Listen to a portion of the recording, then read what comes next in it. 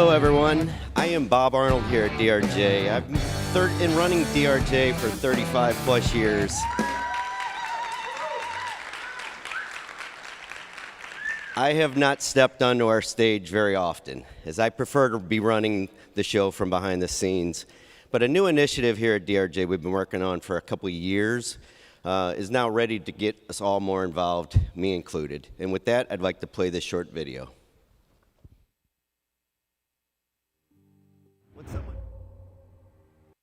It typically invokes a whirlwind of thoughts in the mind of that individual. For me, it brings up the idea of opportunities. Opportunities to push not only our profession forward, but the world we live in. Bringing diversity into a market like business continuity, we open our eyes to a much broader perspective, ensuring we see risk and how we address risk from all views. On a personal level, I grew up with a physically handicapped father. He encountered obstacles everywhere, and most would never notice. That experience gave me a lot of empathy for people who face different barriers. It also taught me that all of us see things differently based on personal experience. The most accurate, complete understanding of any situation comes from blending multiple points of view.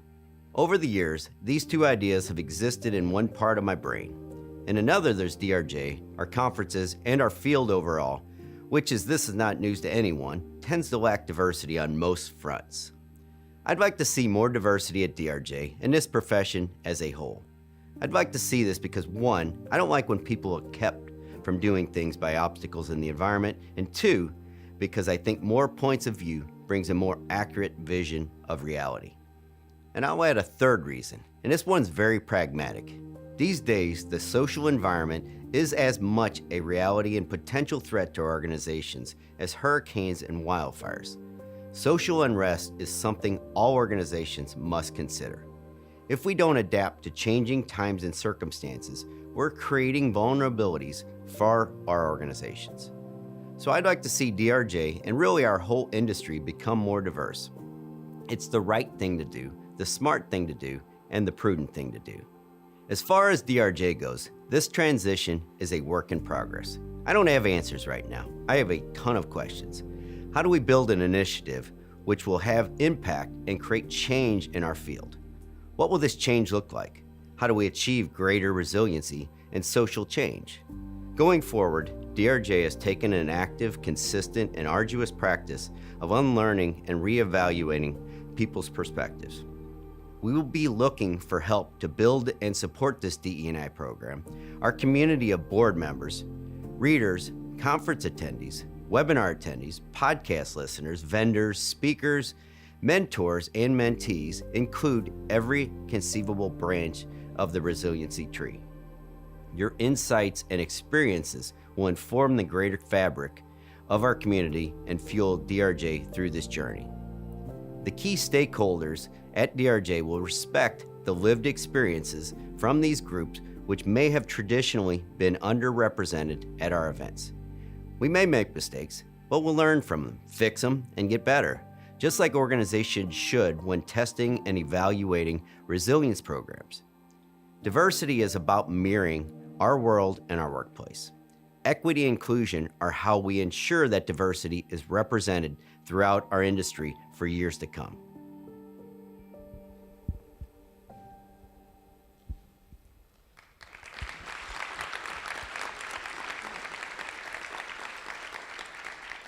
Thank you. I felt like Ricky Bobby from Talladega Nights up here with me. I don't know what to do with my hands. Again, I'm not very comfortable being in front of a stage, but DE&I is a topic that's not comfortable for very many people either, but it should be. I firmly believe that a more diverse DRJ community is a more stronger DRJ community. So for more information or to get more involved in our new DE&I program, I ask you to please visit drj.com/DEI.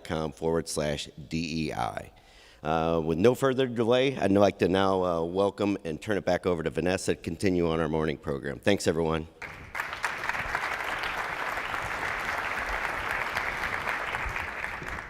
Bob, thank you for that heartfelt message. Quick story before I introduce our next panel. In 2017, I was invited to my first DRJ conference by Phil Lambert, who is the founder of Ripcord Solutions. And in 2017, Phil Lambert invested in me and flew me across the country from Charlotte, North Carolina to Phoenix, Arizona. Sight unseen, Phil Lambert was my virtual mentor all the way from Los Angeles, California. And he saw me at that time as a young professional, and he thought enough of me and the future of the resilience profession to put me in the room at DRJ and to ensure that I was here. That investment led me to meeting Bob Arnold at DRJ. As a result of that investment, Bob Arnold and I have developed a strategic partnership. So there's no telling that when I was 5-6 years ago in 2017, I had no idea that Bob and I would grow to build the Business Resilience Decoded podcast, which has grown to over 40,000 subscribers. I had no idea at the time that I'd be leading a global company. But it's the investment that leaders made then that are shaping our future for resilience now. Investing now for a resilient tomorrow requires legacy decisions, not short-term decisions. And Bob Arnold and DRJ are an example of that. So let's give it up one more time for Bob Arnold and DRJ.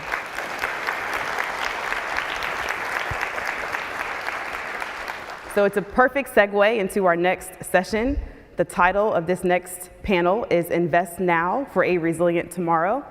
Jonathan Hartman with Fusion Risk Management oversees the insurance vertical at Fusion.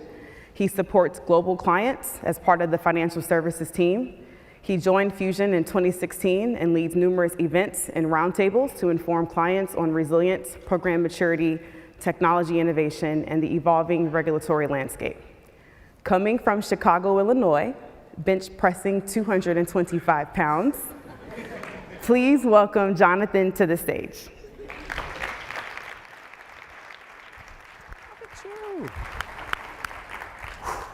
Good morning, everybody.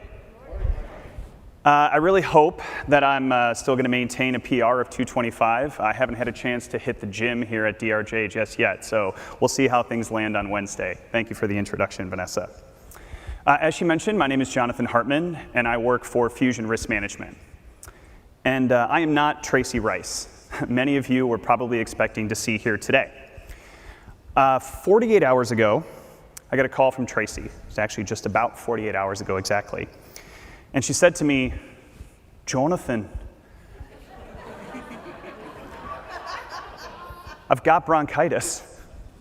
I'm not going to be able to moderate the panel at DRJ Spring. To throw another curveball at me, she also shared that Ray Bonilla from Meta has also fallen ill and wouldn't be making the trip down to Orlando. So it's going to be you, Erick, and Melanie. I believe in you. You're going to do great. Click. So my mind was racing, thinking, what can I do to prepare to be on the main stage at DRJ Spring 2023? And the first thing that I decided to do is I got to go to the barbershop. It's been about 4 weeks since I had a head shave and a beard trim, so I called Garfield on the phone, got in the car, and drove down to the barbershop. And as I'm sitting in the chair, I'm thinking and talking to Garfield, what can I do to just get ready for this? How can I feel more confident? He said, well, if you look confident, you'll feel way more confident. So I went to the dry cleaner, pressed my shirt, laundered my jeans. I bought a new pair of sneakers. Hopefully I look like I belong on the main stage at DRJ Spring. And hopefully I make Tracey proud. That being said, let's get into it. Why are we in this session here today? Today's session is going to focus on investment in our risk and resilience programs. And why are we talking about that today? Why is it such a good topic for everyone this morning? The world is getting more complex. There's new disruption, change is constant. And in response to that change, many of our companies today are reshaping how they think about their operations. They're adjusting their mission statements and their corporate values. They're starting to explicitly focus on things like ethics and trust. They're driving initiatives for ESG and DE&I. And when I started to think about those changes that are happening globally, not just in our industry, but across the market in general, I thought there's no better thread that ties all these concepts together than resilience. And if that's the thread that ties all those things together, why does it still feel so hard for us to get investment from our organizations, from our executives, from our peers? Why is it still such a struggle? So that's what we're going to uncover here today. The goal for this panel is to share concrete ideas with each and every one of you that you can take back to your organizations. Increase the odds that you can gain investment in your risk and resilience programs. So, if I do my job today, you'll walk away inspired, the wheels will start turning, and the juices will flow for what you can do to increase your odds. So that being said, we are going to spend about the next 40 minutes or so talking to our wonderful panelists, Erick and Melanie. We're going to save time at the end for Q&A. So if you take the app out for DRJ Spring and add the session, at the bottom, you'll see that you can ask a question. We'll track those questions over the course of the panel and save time at the end to come back to them. Without further ado, I'd like to welcome Erick Anez and Melanie Lucht.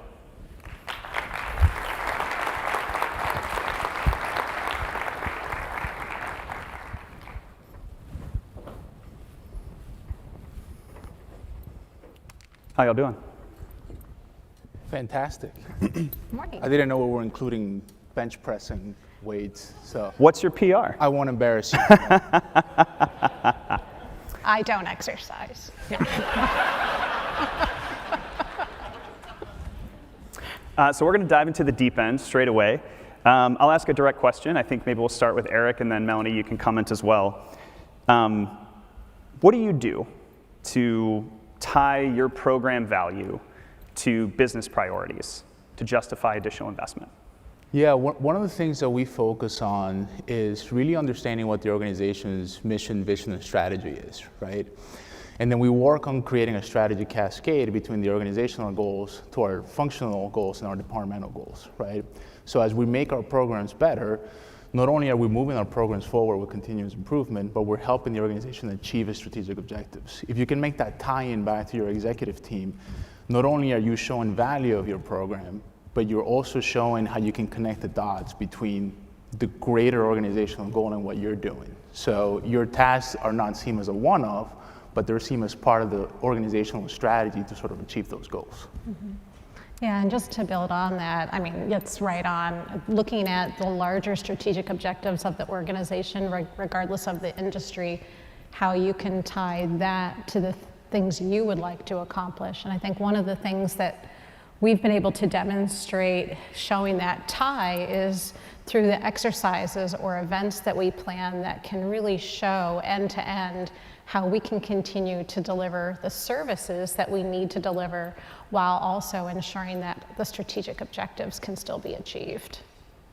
Yeah, that's really interesting. So we talked a little bit during our prep session yesterday about being able to use that information in meaningful ways, right? If anyone should know their business better than any other part of the organization, it's people that work in risk and resilience. Mm-hmm. Erick, you had a really great analogy that I know you love to share about a primary care physician. How would you kind of tailor that to being able to understand sort of your organization's business priorities? Yeah, that's a good question. When I was listening to Bob's video on D&I, he says something that I think was very powerful. And that was that he doesn't have a lot of answers, but he has a ton of questions, right? And that's the mindset that we need to have within our organizations. We need to have a ton of questions. And the questions that we ask influence the answers that we get, right? I always say that the question is always more important than the answer, because the question that you ask is either going to validate something that you want, or it's a humble inquiry for you to get information about your organization. And I think approaching it with that humble inquiry mindset from a learning perspective is really the way to go, right? At the end of the day, I think if we're doing our jobs correctly and we're building programs that improve resilience, a huge component of that is operational learning and continuous improvement. If we're not baking that into our programs, we're really not moving resiliency forward. We're complying with either a regulatory standard or we're complying with the best practice, but we're not really getting better.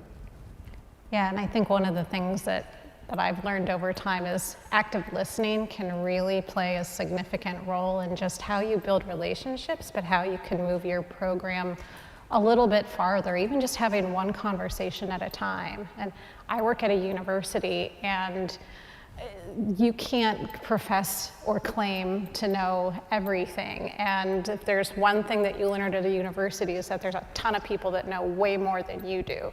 So it's really tapping into that knowledge and really allowing yourself to be vulnerable to say, I don't know exactly how this works, but can you help me? And people are willing to help you if you ask, and especially if you're offering yourself up to understand what they do and really how they work within the culture that you're in. So that reminds me of a client that I've worked with over the last couple of years, and the way that he's been able to gain investment in his program is going back to his business units, going back to his business partners, and something that he calls a value exchange. Right? If you give me information, I can provide you with better strategies for resiliency, or identify single points of failure, or help you have a conversation with your business units about how they can kind of keep their operations up and running. Is that something that y'all have found to be successful in your organizations as well? And can you share an example or a past success story where you've been able to do that? Yeah, for sure. And I think it's not just asking other departments and other programs to be involved in your program, right? It's a two-way street. You would want to be involved in their programs as well to accomplish two things, to accomplish that learning that we talk about, right?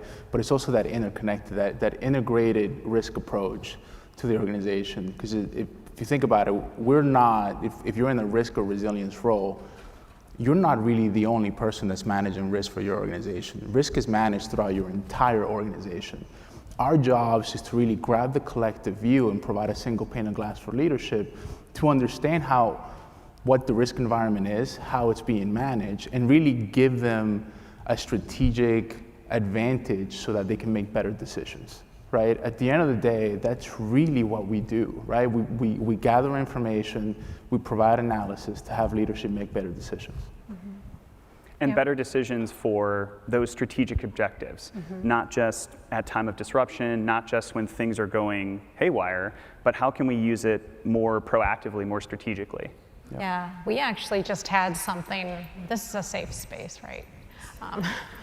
We actually just had something happen a couple of weeks ago that really demonstrated the value of why we're proactively investing in risk and resilience, and why it's really important to have everyone take on this role of risk manager. We're all risk managers.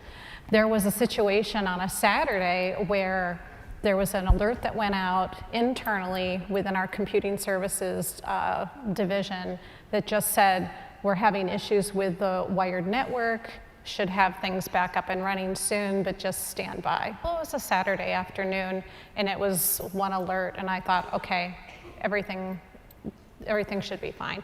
Got a call from the head of networking that said to me, I just want you to be aware of what's going on. So one of the controls in our suppression systems in the data center failed, and all of the networking infrastructure basically went down. We failed over to one of our on-campus primary sites, but we're in the middle of that right now, and it should only take a couple of hours. Okay, great. Do you need anything? No, we actually activated 15 different DR plans. We're basically doing a real-time recovery. Can this count for our exercise this year? Said yes. But afterwards, we did this after-action review like we do, because you always learn from these situations, and you always understand where did we have strengths, but where did we also have opportunities. And one of the things that we learned was, yes, we were able to fail over successfully. It was one phone call and not 5 days of people freaking out and trying to figure out what to do. I mean, executive leadership barely even knew what was going on because nothing was happening to them. But it takes a lot of work to show that nothing's happening. And one of the things that we discovered, while we did have strengths, one of the things that we were able to articulate to executive leadership was, we did fail over to an on-campus other secondary site. However, that site is not backed up by a generator. And we've been talking about this for years, but no one seems to be taking on this as a priority. If we needed to fail over and there was a power outage, it would not have been good. And we just need you to understand that. And that perked up the ears, and we're now having talks about making future investments in adding more resiliency to that facility. So it was a kind of a good news story, but it was also a story of caution that things did work out okay, but they could not have too. And so, yeah, that just happened 2 weeks ago. The near misses are always great stories, right?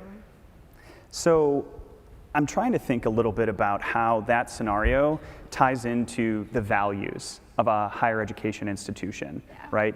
Reliability for students to be able to come in and attend classes, safety and security of those students. Can you talk a little bit about what those kind of higher ed goals and priorities are? Like, what do you hear in the strategy meetings, or what are the values that you try to instill in your resilience program at Carnegie Mellon? Yeah, I think one of the things that has to be a top priority is safety. And one of the things that we've been promoting and trying to instill in everyone, whether they're a new student or a new faculty member, is that we're building a culture of safety. And if you see something, you say something. And I think one of the things that truly resonates with a lot of people, how many people have kids in college right now? Quite a few. Would you ever send your kid to a school that didn't prioritize safety?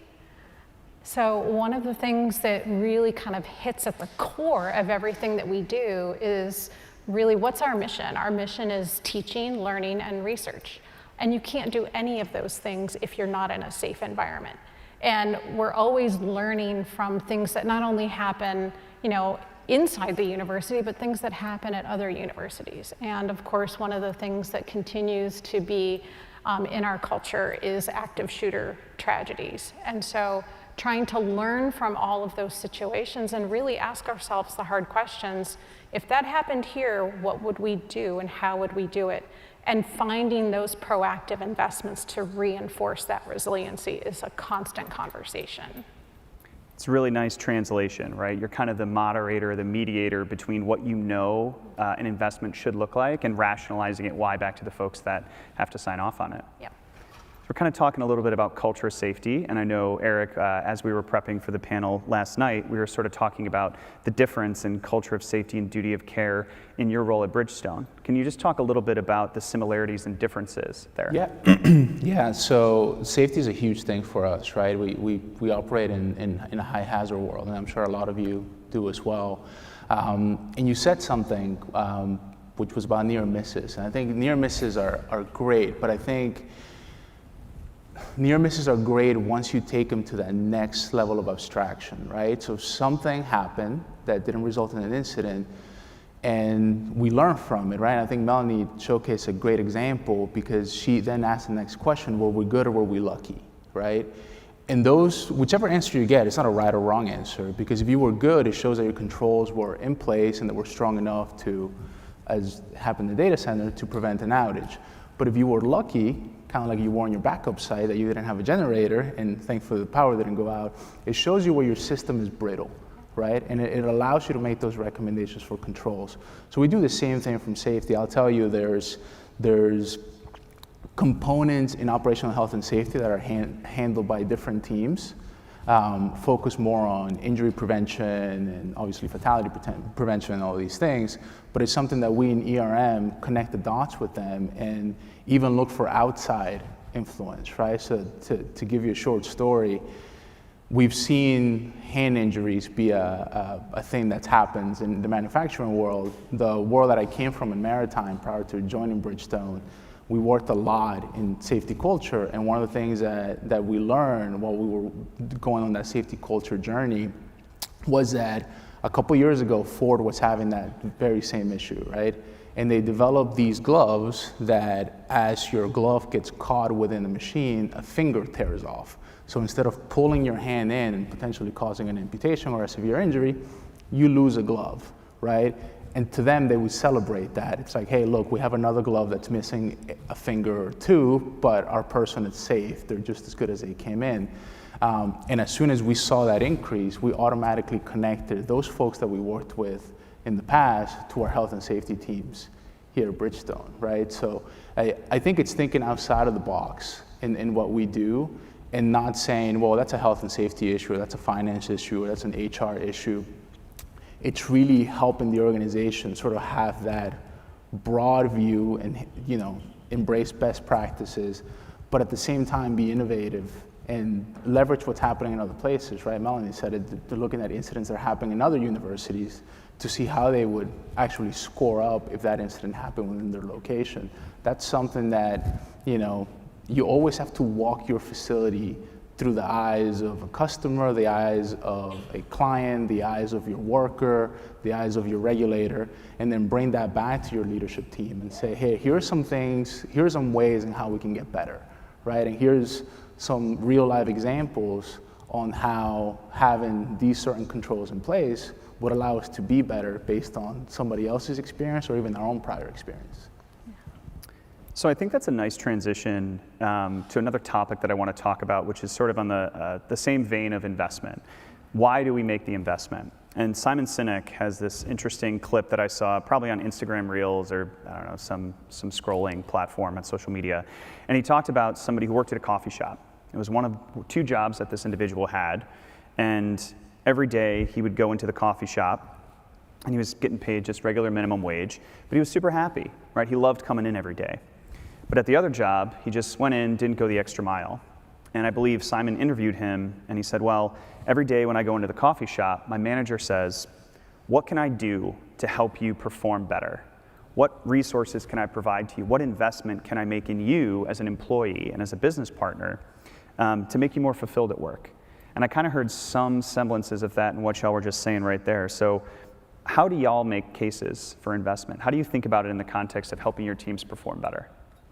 Yeah, I think one of the things that we've been able to really demonstrate is how we have been able to really build partnerships and risk champions throughout the university just by having these conversations and active listening, like I said earlier, to understand, well, what is it exactly that you do and how does that intersect with what others do? And really kind of building up this community where all of a sudden people are starting to realize that you and your group have a ton of information about all these pieces and parts that fit together, where you almost become like this source of truth of sorts, where if someone has a question on one part of the university, they might say, well, go to Melanie or her group because they might have the answer, and chances are we just might. But if we don't, we might know who else to go to. So you start bridging all of these connections together. And I think when people really build those partnerships and they get to know each other on a different level, then you really build this community of trust and really more of that sense of belonging where, you know, in a university, it's a fairly, you know, isolated environment and it's its own culture, to say the least. But how do you enable yourself to be successful within that culture? And it's really getting to know the people that make it what it is. Yeah, I agree. It goes back to tying it back to strategic objectives. And there's a quote from Theo Epstein, any baseball fans out there. It's go into an organization, find out the 20% of work that nobody wants to do, and you do it and do it really well. And I think that's part of the component that we need to do as well, right? We need to go in and we need to realize what's not being done and what's not being adequately done. And instead of just point out the deficiencies, roll up your sleeves and work with that team to sort of bring that capacity or build that capacity if it's not there. Showing that value add, it's a never-ending cycle, right? That hamster never gets off the wheel. And if you do, that's when you see, you know, business continuity programs either being defunded or cut during hard financial times or bad corporate projections. But that value add is something that needs to be front and center, right? You need to market yourself and tell your story within your organization and not let other people within the organization tell your story for you. Yeah. I love that. It's almost like, you know, pop into my office with a solution, not just a problem. Mm-hmm. So we've kind of talked about improving performance. We've talked about coming up with solutions. I think metrics are probably important in both of those regards. I think there's a lot of folks here. I know I am currently going through performance reviews from 2022 and trying to figure out what was it that helped everyone be successful. So how do you both sort of measure the performance, not only of your programs, but your individual teams? How do you kind of celebrate success through metrics? Yeah, I think we always try to find the opportunities to celebrate. I think that's especially a lot of us now coming back into the office and really providing that initiative to really lean in and get back into an in-person environment. For some of us can be really challenging because a lot of people, I mean, it's been 2.5+ years and you really get used to the new environment that you established yourself in. So you're almost doing a reverse business continuity plan because you're coming back into the office. So I think one of the things that we do to demonstrate the value of really getting back into it is to show that you are actually adding value to that whole community. And a university community can be quite energizing, and it can be really inspiring. And so you want people to really be encouraged to be a part of that. But the other thing that we do is just this sense of belonging. And so we've got some new people on our team in the past couple of years. They are, relatively new in this career. So giving them the opportunity to develop themselves professionally, but also it's a two-way street. And one of the things that we like to do is to have time every couple of weeks, even for just a half an hour, for the team to get to know one another. We actually hired someone, and I didn't know this because she didn't put it on her resume. We hired someone in an entry-level kind of a technician role, and she was sharing information just about where she grew up and her family and her pets. But she also shared that she had a love of bagpiping. And I said, "Did you know that we were founded by a Scotsman? We have bagpipers here too." And it was able to just connect her into kind of just our community just by sharing this one little hobby that she had, and hopefully in some small way that leads to a level of retention. So. Yeah, I think Melanie said it best, is telling stories of success, right? In our world, you can't measure things that don't happen, right? So you can't go to your executive team and say, hey, we had X number of buildings that didn't blow up. We had X number of systems that didn't fail. So telling those stories of success is great. I think taking a step back and then realizing what's important to your leadership team and what's important to your organization, tailoring your metrics and your program reporting to your client. At the end of the day, your leadership team is your client. What do they want to see? How do they like to digest information? Even down to to the UX, UI way in which you show them, right? If they're used to seeing dashboards and reporting in Tableau, go that route, even if you're a Power BI expert, right? Tailor your reporting to your client. The other thing that I always like to do with my leadership team is to really set the stage for them and sort of build a culture within the team, within the leadership team, that we don't see green boxes as a good thing, right? So in our world, we work really hard at showing green boxes, right? Because green boxes show that we're doing the right thing. But a green box never stopped anything from happening, right?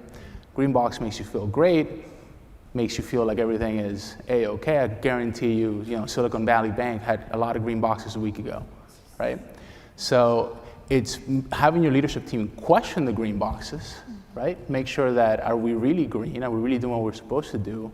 And then embracing those red boxes, because those red boxes are identifying opportunities for improvement for your organization. It doesn't mean that you're failing at something, it means that you have an opportunity to get better, right? So having that culture within your reporting and your metric and your dashboarding, it's key, not only for your leadership team, but also for your team, right? So our team's not coming up to Melanie, coming up to myself and saying, hey, we have this red marker, what do we do, right? Do you want me to call this department and have them complete this remediation plan now so we can be yellow?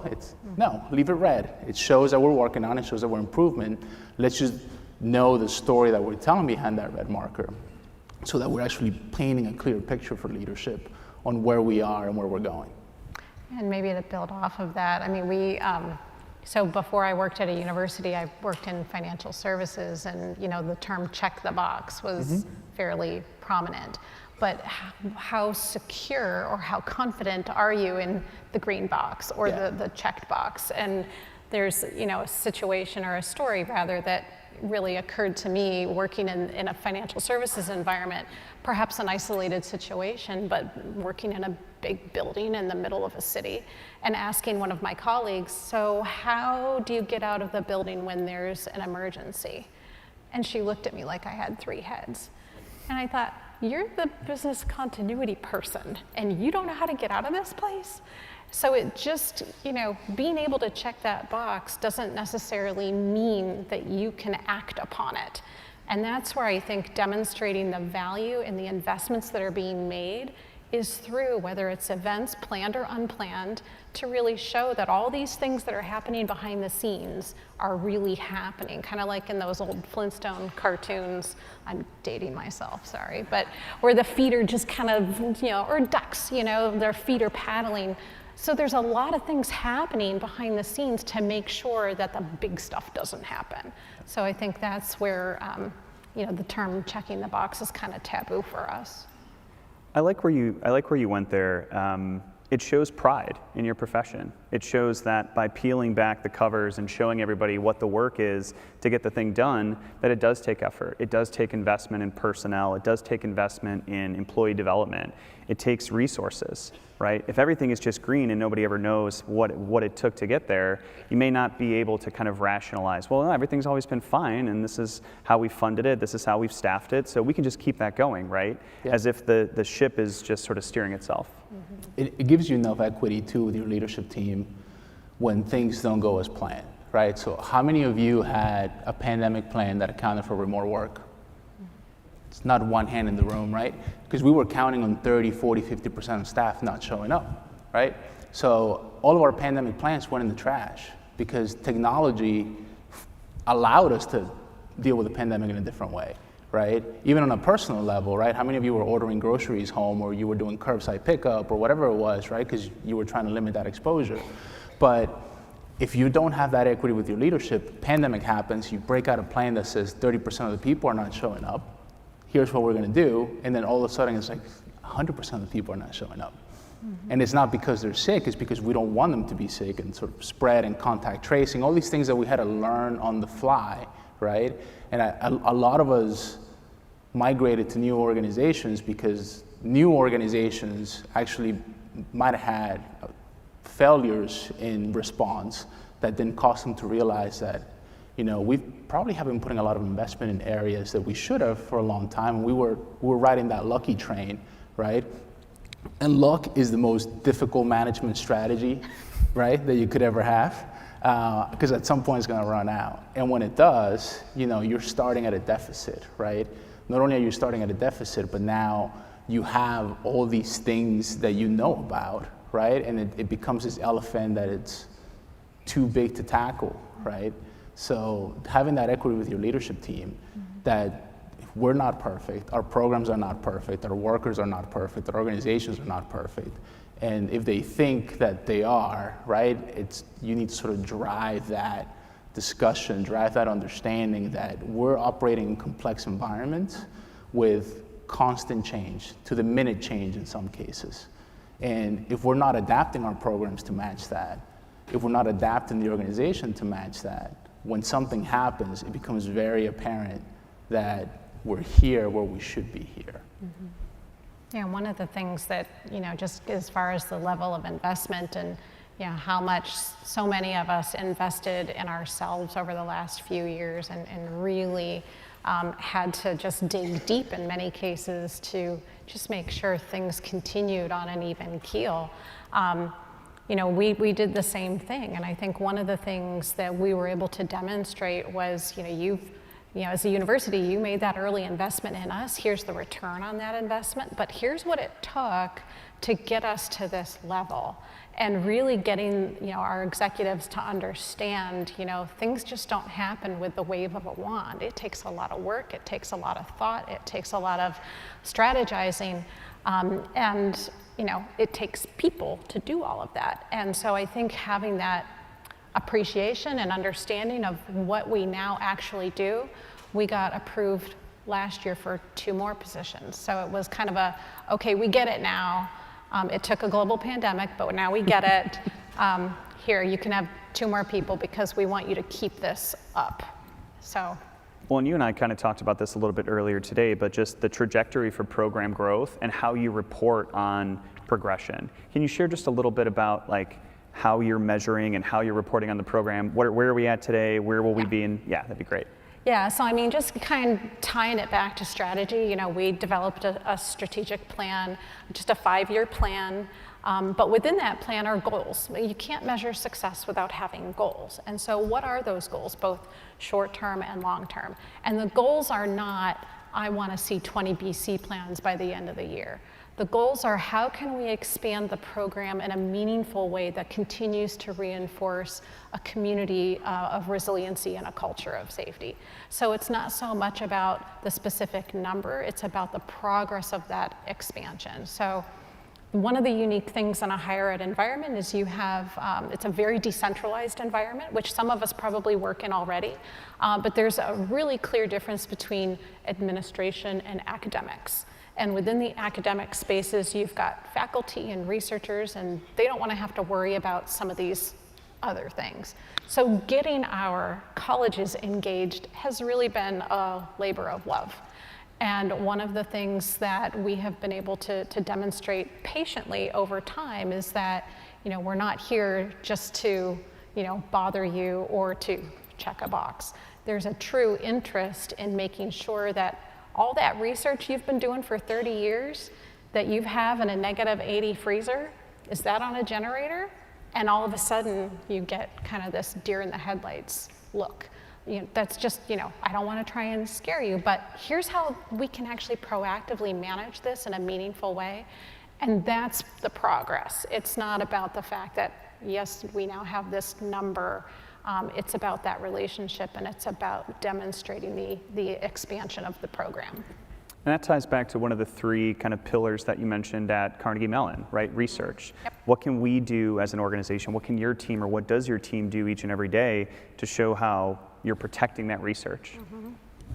Yeah, to Melanie's point, which I think is fantastic, I think the best thing that we can do to tell our story and show progression within our programs is that I think in our business, facts are completely negotiable based on context, right?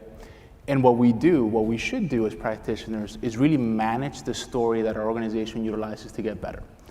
We should build that context around our organization, around our leadership teams, to drive that continuous improvement of whether or not an event is looked at as a cost or an opportunity to get better, right?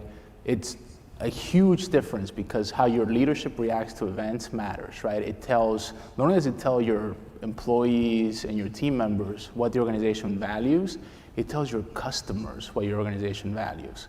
And you could have gotten away with that in, 1990 or 1980. 2023, you're not getting away with just being a for-profit organization that does not have a purpose and does not have the ability to make the lives of your employees, of your communities, of your clients better in some way, shape, or form. When it goes back to kind of the prompt for the entire session today, right, is we know that change and disruption is causing organizations to pivot their direction, right? There's a focus on ethics and integrity. We're not just about profits anymore. So using that as a driver to say, well, let's put some investment, let's put some funding where the words on our website are, right? How can we show to our clients, to our investors, to the market, to the worldwide community that we are focusing on resilience, making that investment. Mm-hmm. So certainly we're talking about sharing ideas, we're talking about engaging our business partners, we're talking about having these hard conversations with our leadership, right? And so that requires a good relationship. As we know, disruption and change is causing us to have different, closer, or tighter relationships with other parts of our organization. Between both of you, I know there's a lot of experience within industries, but would love to hear a little bit about some stories where you built a strong relationship, either at Carnegie Mellon, Bridgestone, or a prior organization that actually translated into investment. Melanie, I know you just shared the story about headcount, but anything else that y'all can think of from a relationship perspective where you've been able to kind of drive growth and maturity within your program? I think one of the things that it just occurred to me this morning thinking about this question was, when we hear the word no, in the context of the programs that we're trying to further or the solutions that we're trying to implement. It's, to me, I mean, it's when you hear the word, no, I can't, that's not a priority, well, that's no for now. And, if there's one thing that my mother-in-law taught me, one thing, it's that everything is temporary. Things continuously change. What might be in place today might be completely different tomorrow. And so we've seen these changes happen at such an accelerated pace. And so kind of going back to when you experience some of that resistance, my team and I, we experienced in the colleges. One of the things that we've been able to do, and I'm particularly proud of, was, okay, well, business continuity might not be your priority right now. What is your priority? What are the things that, you are focused on, or what are the things that are keeping you up at night? And one of the things that became a really interesting conversation even during the pandemic was, well, people aren't traveling now, but they're going to be pretty soon. And one of the things prior to the pandemic that was continuously being lifted up was making sure that we know where our people are at when they're traveling and making sure that they're okay. So we actually took advantage of the time that we had during the pandemic to understand, well, what do we need to do to get prepared for when people do start traveling again? And it was actually the people in one of the colleges that were saying no all the time. That's what resonated with them, because they were having, prior to the pandemic, so many researchers all over the world, but they didn't know exactly where they were at all times. And so one of the things that we were able to successfully argue for the investment was getting a third-party vendor to provide that level of service and security, so that if you are traveling overseas and something happens, all you have to do is call a number and someone will be on the ground to help you, whether it's a medical, security, or even a lost documentation issue. That was really something that was needed. We took advantage of that opportunity. It was a topic that resonated with the person saying no, and they were actually surprised that we were willing to lean in and focus on their priority. And as a result, it was kind of like, well, you scratched my back, now I guess I need to scratch yours. So, okay, tell me about business continuity now. I said, okay, finally. We got there. Yeah. Yeah, and in an ideal world, you would get a chance to build that trust and build those relationships before something happens, right? Mm-hmm. And trust, we all know, it's incredibly hard to build and very easy to lose, right? It rides in the turtle, rides out in the steed. But believe it or not, the quickest way to get buy-in, trust, ownership is for you to come into a situation where there's a major event. The organization doesn't really know which way to go, and you're there to provide clarity, to sort of bring the temperature in the room down, and let's all let panic set in for 15 seconds, take a breath, okay, here's how we're gonna move forward, right? I'll tell you, when I joined Crowley, I'd been there for about 2 months, and we had Hurricane Harvey in Houston, so I've met everyone in that side of the business as we're doing a hurricane response. 2 weeks later, Hurricane Irma went up the entire east coast of Florida, so I met everyone from Miami to Jacksonville as we were doing that response. And 2 weeks after that, Hurricane Maria devastated Puerto Rico, which it was Crowley's main sort of business center. And at the same time, I'm in San Juan showing my badge and saying, I'm the guy from the email whose face you don't know, pleasure to meet you. Let's chat about what's going on, what's happening. And the ability to build trust really quick there was great. I mean, it was hard. I mean, there were 18-hour days for a period of like 9 months. I'm not sure how I still have hair. So it's difficult, but you build that trust, and you always want to be mindful of sort of what do you have in the bank, right? It's kind of like when you go use your debit card. You kind of need to know what your balance is. And depending on what that balance is how big of a purchase you can make, right? So if you have a lot in the bank, you can go to your leadership and ask for things. Ask for new technology, ask for more headcount, ask for new programs that are not within your organization to be built and sort of embedded into the program that you're running. if you've got 15 cents, you probably don't want to ask for that, right? You want to sort of get a little bit of compounding interest there before you go there. But always have that front and center. I mean, even down to the presentations that you put forward, even if it's just for a quick update, right? I'll tell you, when I meet with my leadership, a couple days before our meetings, I'll send them a package. Here's what we're going to talk about. Here are the slides. And I take my time with those slides as if I was going to present them here, right?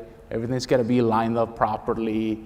Spell check's got to be there. The visuals have to be there.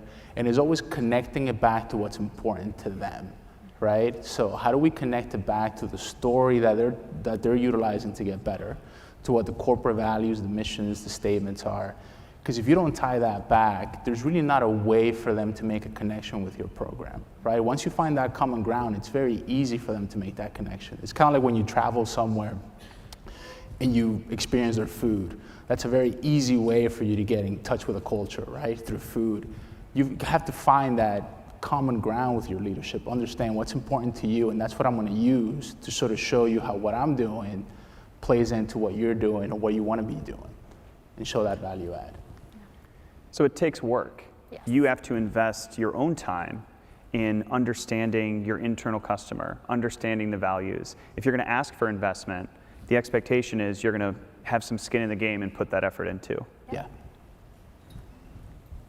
So we have a couple minutes left. This is always kind of my favorite question to end a panel with. If you had to leave this audience with a bit of advice, one thing is that concrete takeaway that we all said we were going to take away as homework. What would you leave them with? So I think one of the things that I think to myself every day, just for whether it's inspiration or motivation or just to keep yourself grounded, is GATE. So goodwill, accountability, trust, and empathy. And if I just believe in that and work off of that, then that at least is kind of like how I get started. Did y'all get that? Goodwill, Accountability, trust, empathy. Yep. Erick? I would say go back to your organization and ask a lot of questions and be very mindful of the questions that you're asking, right? I think we need to ask better questions that actually give us more insights and not just validate what we think we already know. Be curious. It's all about, man, like George. Did y'all get that? Be curious. So to summarize what we talked about here today, I think if you're going to ask for investment, focus on aligning it back to the business priorities. Take the time to read your company's mission statement. Know what the value pillars are. Know what products and services you bring to the market, whether it's the students that you're protecting in higher education or the tires that you manufacture. Understand those business priorities and make your business case aligning back to that. Build strong relationships. Don't be afraid of the red boxes. GATE and curiosity. And with that, we'll turn it over for any questions that we have. Great.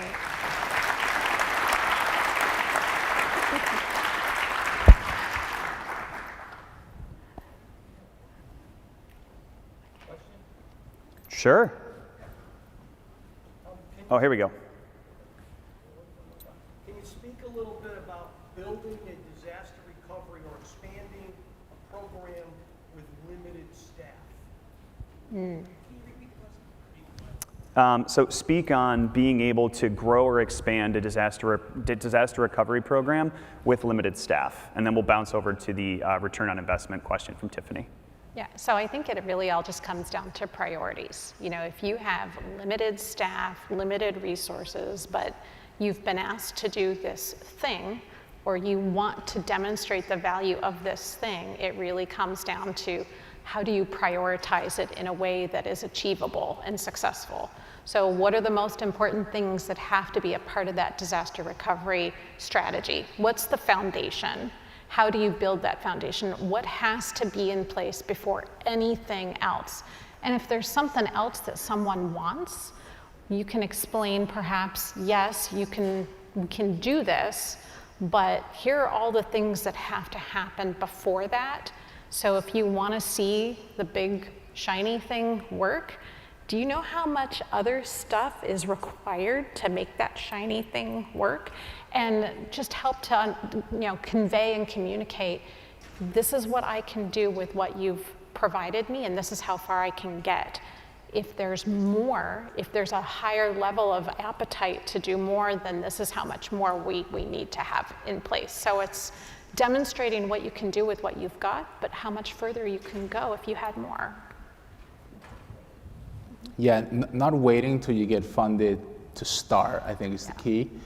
It's kind of like a movie trailer, right? Give them a little bit of a teaser of what it could be, do a bite-sized approach first, and then say, okay, if you want us to take this journey all the way to the end, here are the points where we're going to need additional resources or we can't complete certain things, right?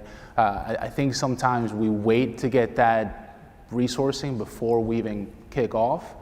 I've found that if you kick off, even if you have to put an extra couple hours or prioritize different things within your program, it always pays off in the end, right? Because they're seeing that you're making a little bit of an investment in what you're asking them to invest in.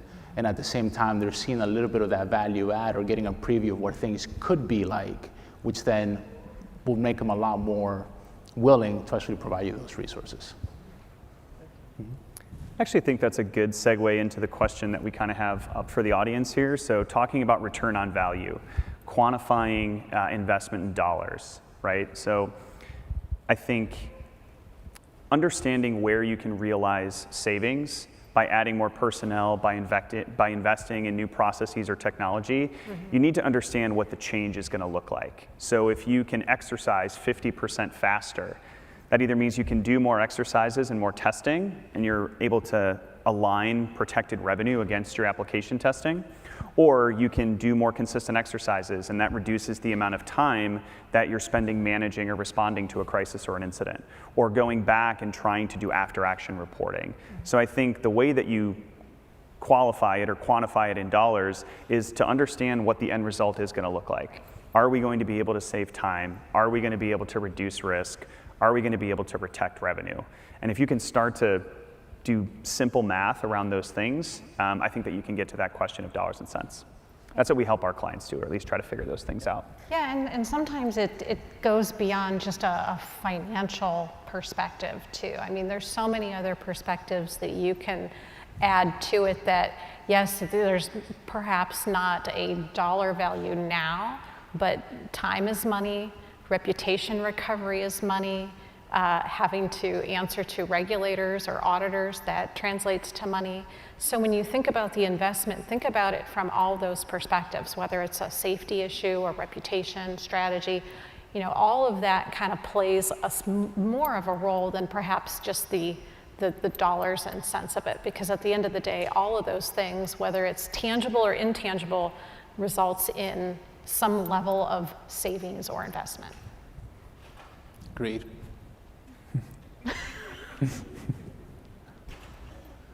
So what? Want me to read it? I can read it. Oh, okay. Go for it. So what type of metrics do you share with your senior leaders to support those investment asks? Hiring, new tools, et cetera, from Catherine. I think you show where you are in your journey to achieve your strategic objectives and where you're going to fall short on your strategic plan, right? So there's a series, it's a little bit of a dance, right? You put a strategic plan together for what you want to achieve with your programs and ultimately make the organization better. That gets approved by your leadership team. And then you come back and you say, great, you like the vision, you like everything that we want to do.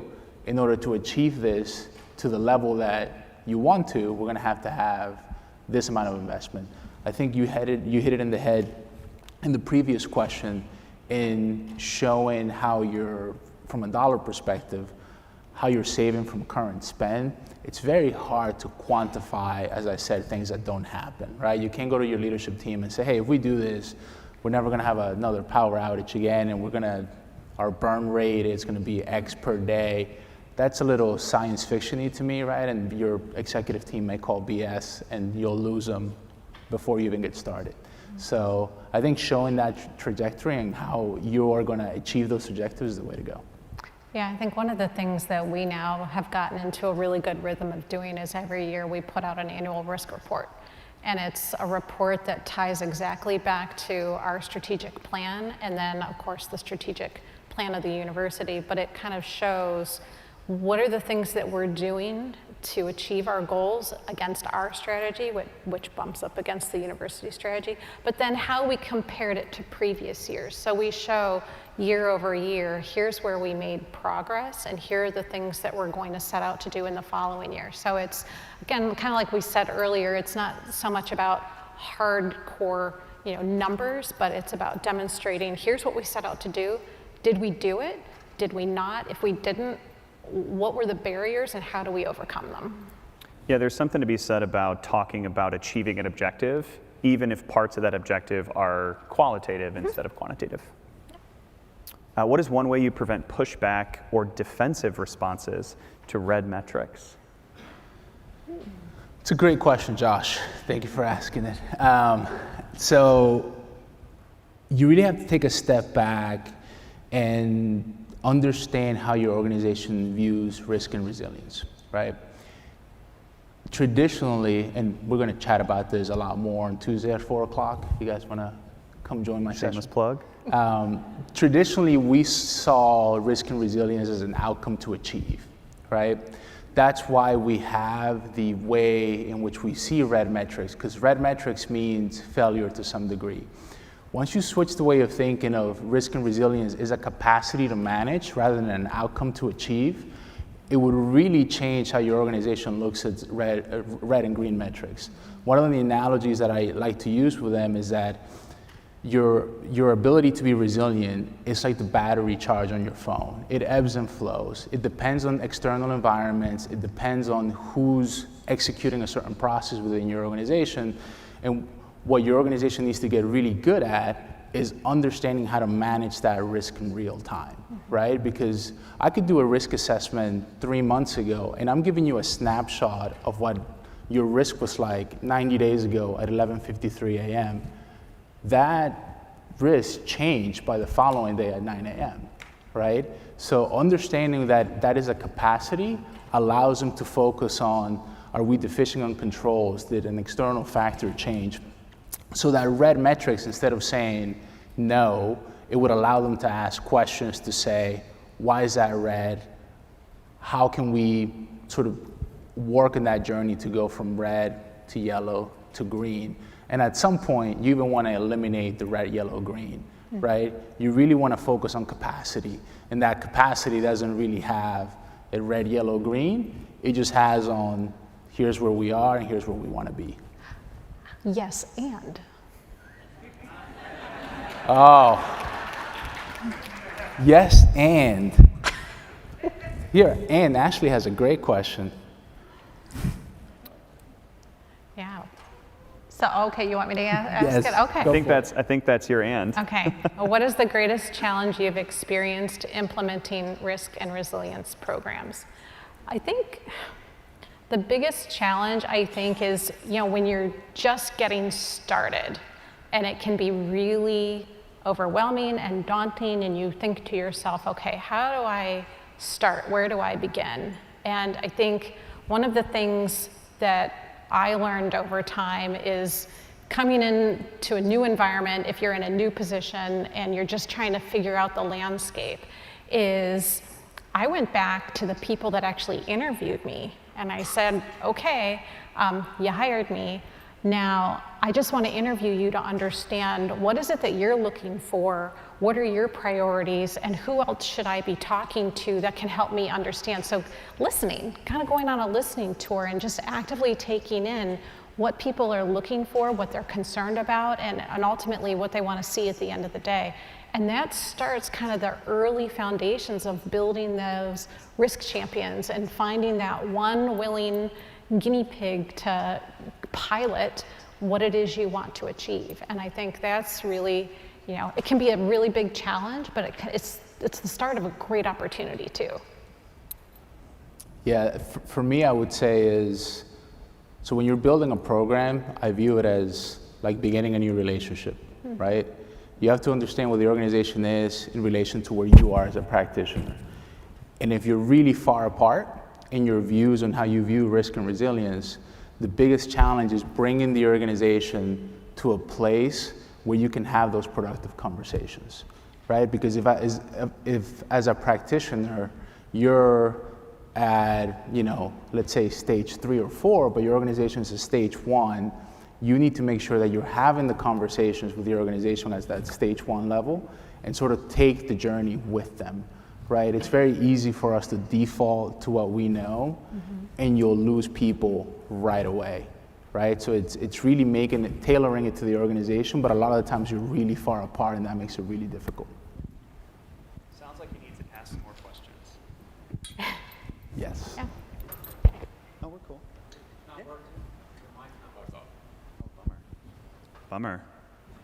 I was going to say, it sounds like asking more questions, being more curious, and understanding what your stakeholder understands and where they are in the journey is the most important thing to do. Because if you're talking from kind of different sides of the aisle, or you're talking from across the room from each other, until you find that area in the middle where you have common ground, it's going to be really hard to implement anything. Thank you both so much for your time here today. Melanie, Lucht, and Erick, Anez, everybody. Thanks.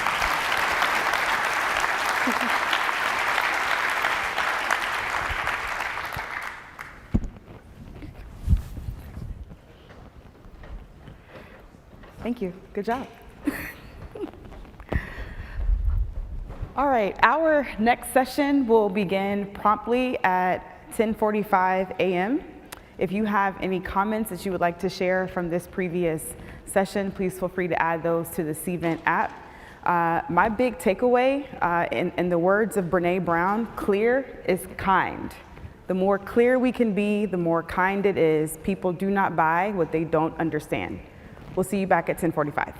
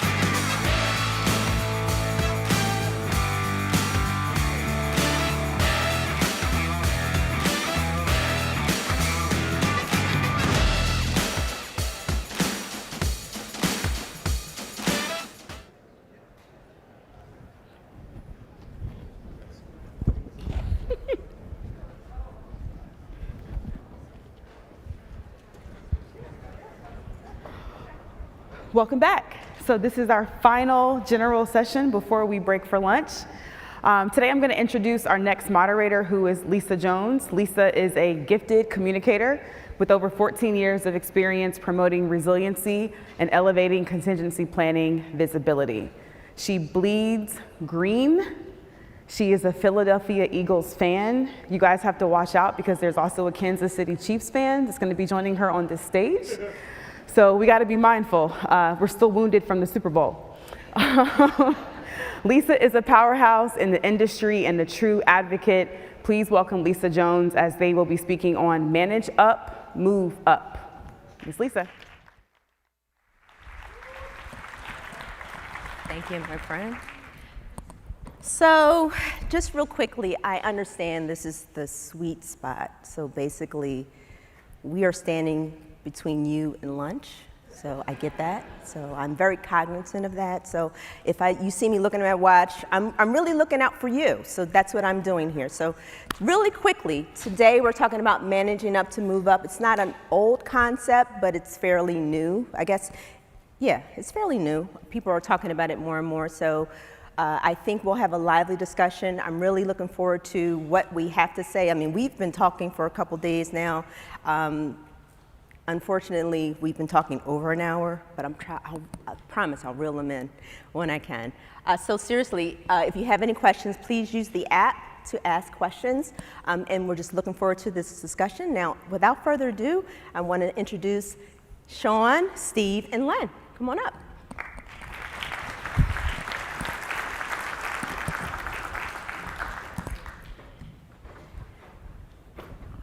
Hello, friends. How are you? They're doing good. Are we good? Yeah. Just so you know, that the one on the end, that's what she's So We separated them. yeah, that's why we're separated. So really quickly, I just want everyone to introduce themselves, so we could start with Sean. Hi, everyone. I'm Sean McLaughlin. I'm a senior product manager at Fusion Risk Management. So really work with our clients out there to find out what problems you're facing. How do we help you with that? Prior to that, I was a practitioner. So I was out there doing the groundwork, asking the questions, doing it manually. Oh no. So understand the problems that are out there. So I'm hopefully provide a little bit different perspective, kind of in the middle area, not as at the very top. So how I've been able to move up and career mobility myself. So thanks for having me. Thank you. Good morning, or close to afternoon. Steve Piggott, Everbridge. I'm a career advocate for all things operational resiliency, so it's my first week on the job. So good morning, everybody. Len Guddemi, Director of Sales for Kyndryl for the US. I manage 9 sellers for Kyndryl's security and resiliency practice across the US. So I have a team of 9 people that sell our security and resiliency offerings to our healthcare clients, state and local government, and our federal clients. Celebrating my 30th year in this industry, and I actually have been managing up for 30 years. So you are an expert on managing up, so we'll get to that. So first of all, we want to start off by saying, just to give a little backstory, when I was an administrative assistant, the first thing one of the executive assistants said to me, you really need to learn how to manage your boss. Now, it actually was in a negative way. It wasn't quite managing up, but in her eyes, what she meant was you need to set expectations of what you will do for your boss, what your boss is required to do. But ultimately, I took on the role of not just only managing my boss, but managing up. And the concept of managing up is really about making your boss look good as well as getting the work done. But I'm curious to know, I tend to see that business continuity professionals, and all of us in this room, many of us are A-type personalities, but there are some who tend to sit in the background, not quite, or concerned of what they do, or maybe not take that initiative. So I'm going to pose this question to Len, because Len has a different view on being a contributor as well as leading many people. What are some of the reasons why practitioners tend to settle on being doers and not truly trying to manage? So I'll just start out by saying we need doers. Companies and organizations, we need doers. Doers are kind of the heartbeat of the organization. But I think in my experience, being individual contributor and a leader for so many years, I think doers, when they become doers and want to stay in that role, I think they don't want to step out of their comfort zone. When I manage people, I try to encourage them to kind of think outside their comfort zone. A lot of people want to stay in their box and be comfortable, and there's a saying, be uncomfortably comfortable. Yes. And I think that it's not fear and anxiety. It's about being uncertain, and if you fail, it's okay. And I'll tell a quick story. So Steve and I have known each other for 30 plus years, and he was extremely instrumental in me being uncomfortable 10 years ago. I was in operations for many, many years. I managed large organizations, and I always had a desire to kind of move into a sales role, but I had that uncertainty. Yeah. It wasn't fear and anxiety, but I was really uncertain. It was about failing. And Steve said, I think you'd be great at sales. And I took that leap. I became uncomfortable. And for the last 10 years, I enjoy what I do. I love what I do. I love talking to customers. I love to help them solve problems. and to deliver an outcome to customers. So I just think that if you kind of step out of your comfort zone and become uncomfortable, I think you'll grow as an individual, both personally and professionally. Yes, so I think what you're saying is that we allow fear to get in the way. It's almost that, sometimes it's almost that imposter syndrome that people tend to think about, that they can't achieve or they're not the ones that should be leaders. But I think once first of all, you need to embrace it. You need to understand what you're saying to yourself, but you also need to embrace that and just push through. I think that's where people can strive to be even better. Sean, you talked about not showing your value. Yeah, I think a lot of us, we do a lot in many things, and a lot of it goes unnoticed. And it's that checklist, like I did this, I did that, but show your value, show your worth of how did you make a difference. And there's different ways to do that. In the world that we live in, it's data driven. So what data elements can I use to derive my value or show my value? So a lot of people say, well, I did 100 plans. I did 4 tests. Great. Cool. Good job. What did that do for the business? So how did I derive change in the business other than not the volume of what you did, but the quality and what did you do to deliver that? And one important thing that Len was saying is that failing, it was not okay to fail before. Like it's okay to fail now. We thrive on that. Failing is okay, and we'd rather fail now instead of ignoring it and doing it later. So I think it's been kind of nice in the industry, in the culture that we work in. It's okay to fail. Before it just was not acceptable. So now the fact that people are open to that, it's saying we failed, and we're better today than we were the day before. But it's really about how do you share that value of what you're doing. So you can take those number of BAAs, but how do you enable the business to respond better? How did I increase their overall resiliency of my program? And how did I give value in what you did? So just changing the way you speak instead of saying these are the numbers, these are facts, but use that to share the value instead of just saying this is the things that I did. Yeah, agreed.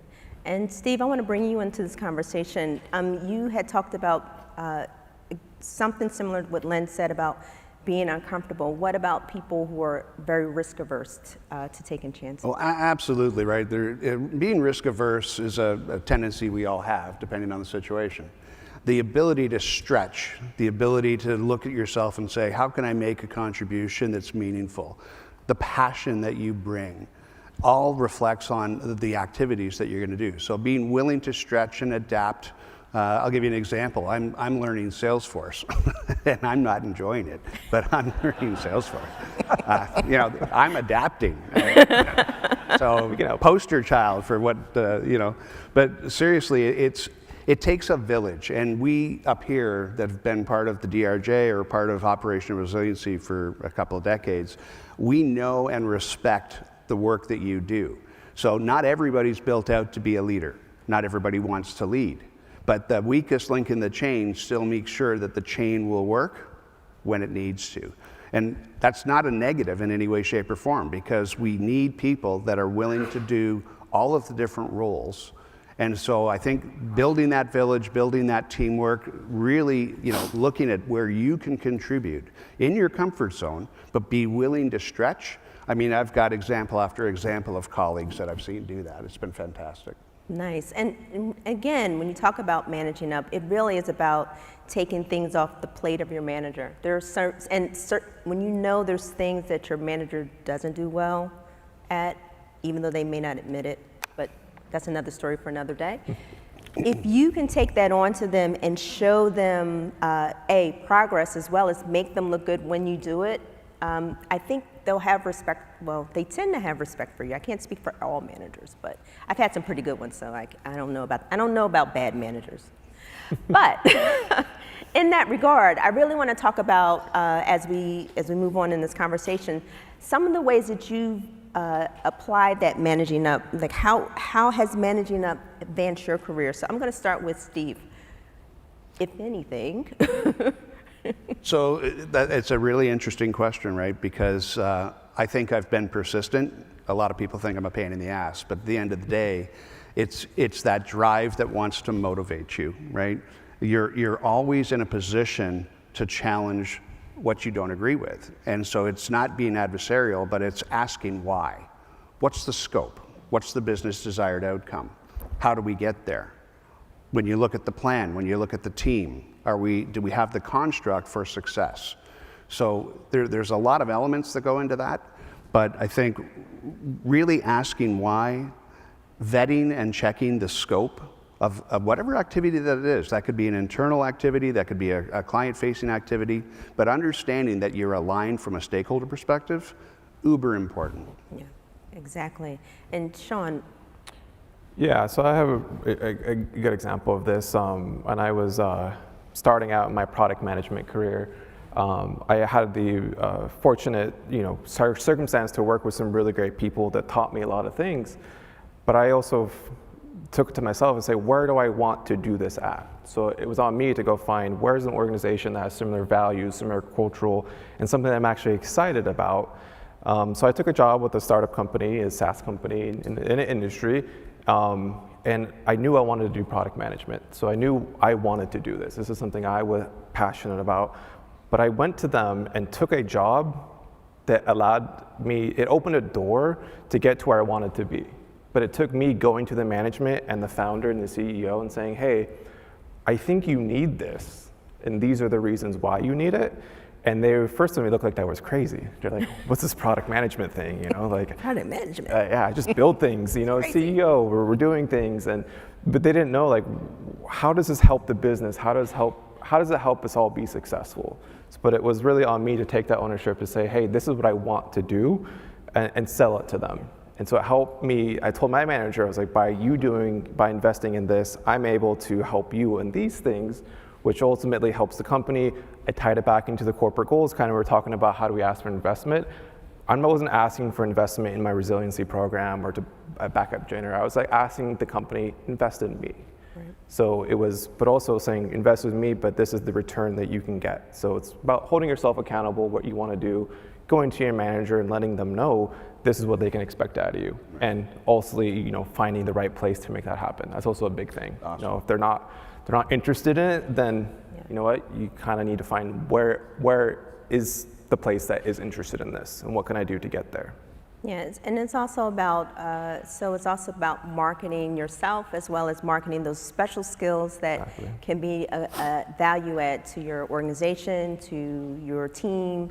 I think those are things that we tend to forget because we're usually on autopilot when we do things, but we also have to ensure that we understand those things about ourselves. Lynn, you had talked about some 5 approaches as well. So you had 2 stories that I wanted you to expand on. You talked about when you were managing a certain team and you were able to elevate one of your rock stars into something. You saw something in someone that you said, I'm going to invest in them to achieve their goals. And then you also talked about some 5 approaches that you had when it comes to management. Yeah, so in my career, I've tried to apply five approaches when I try to manage up. I always try to anticipate problems.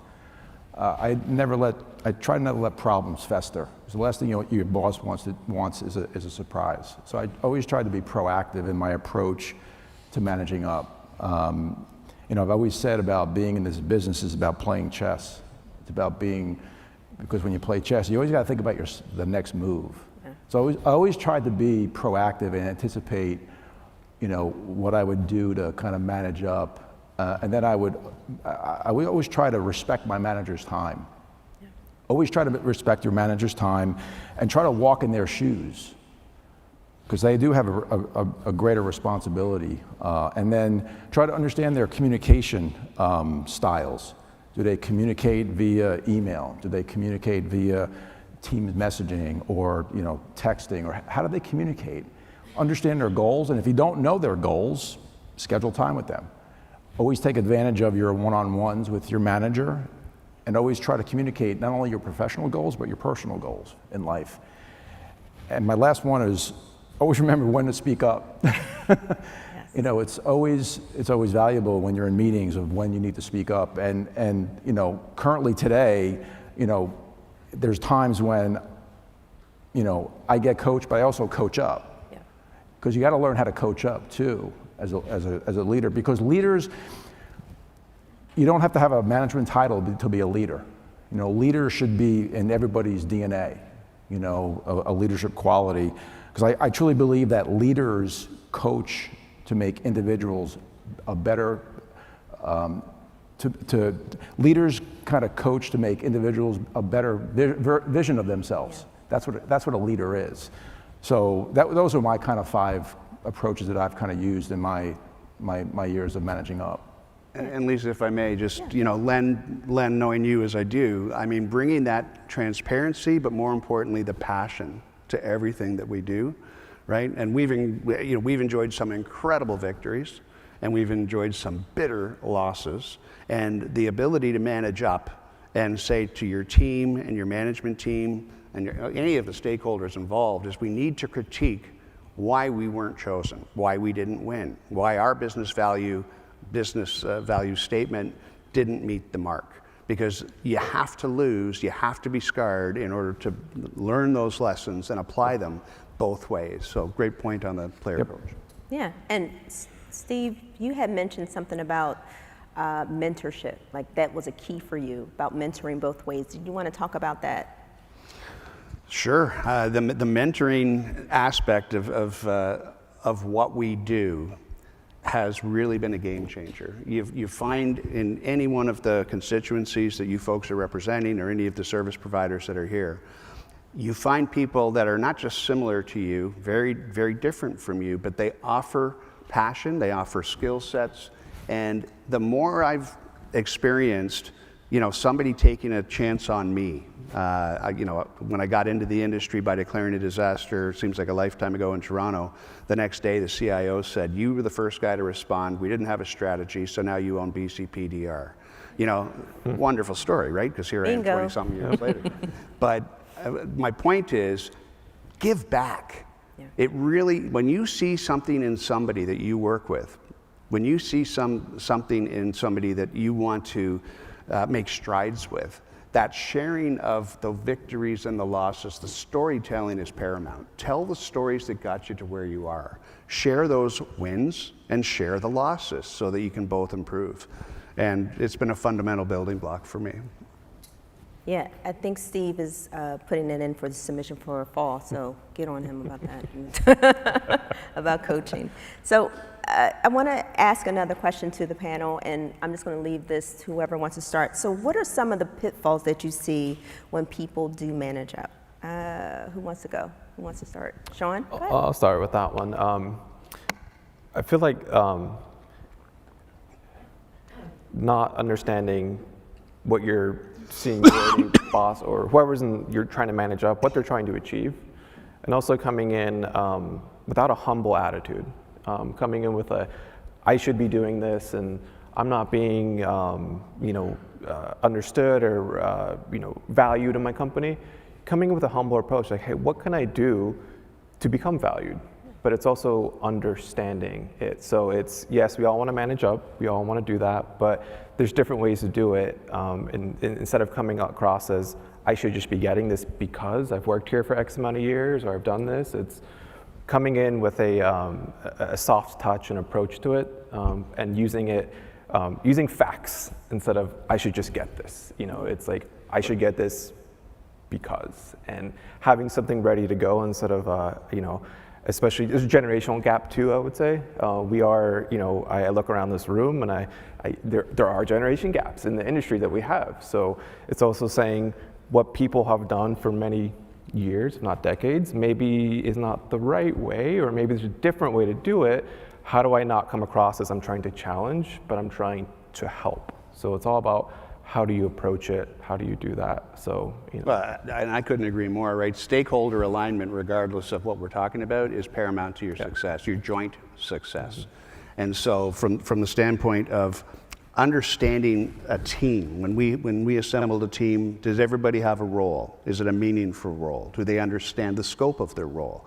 Are we in alignment on what we're trying to achieve? And I think that goes both ways. That's upstream and downstream. And most importantly, it's to, from a service provider's perspective, you the constituent, that we over-communicate and that we're very transparent in what we're talking about. Yeah, I think communication is the key.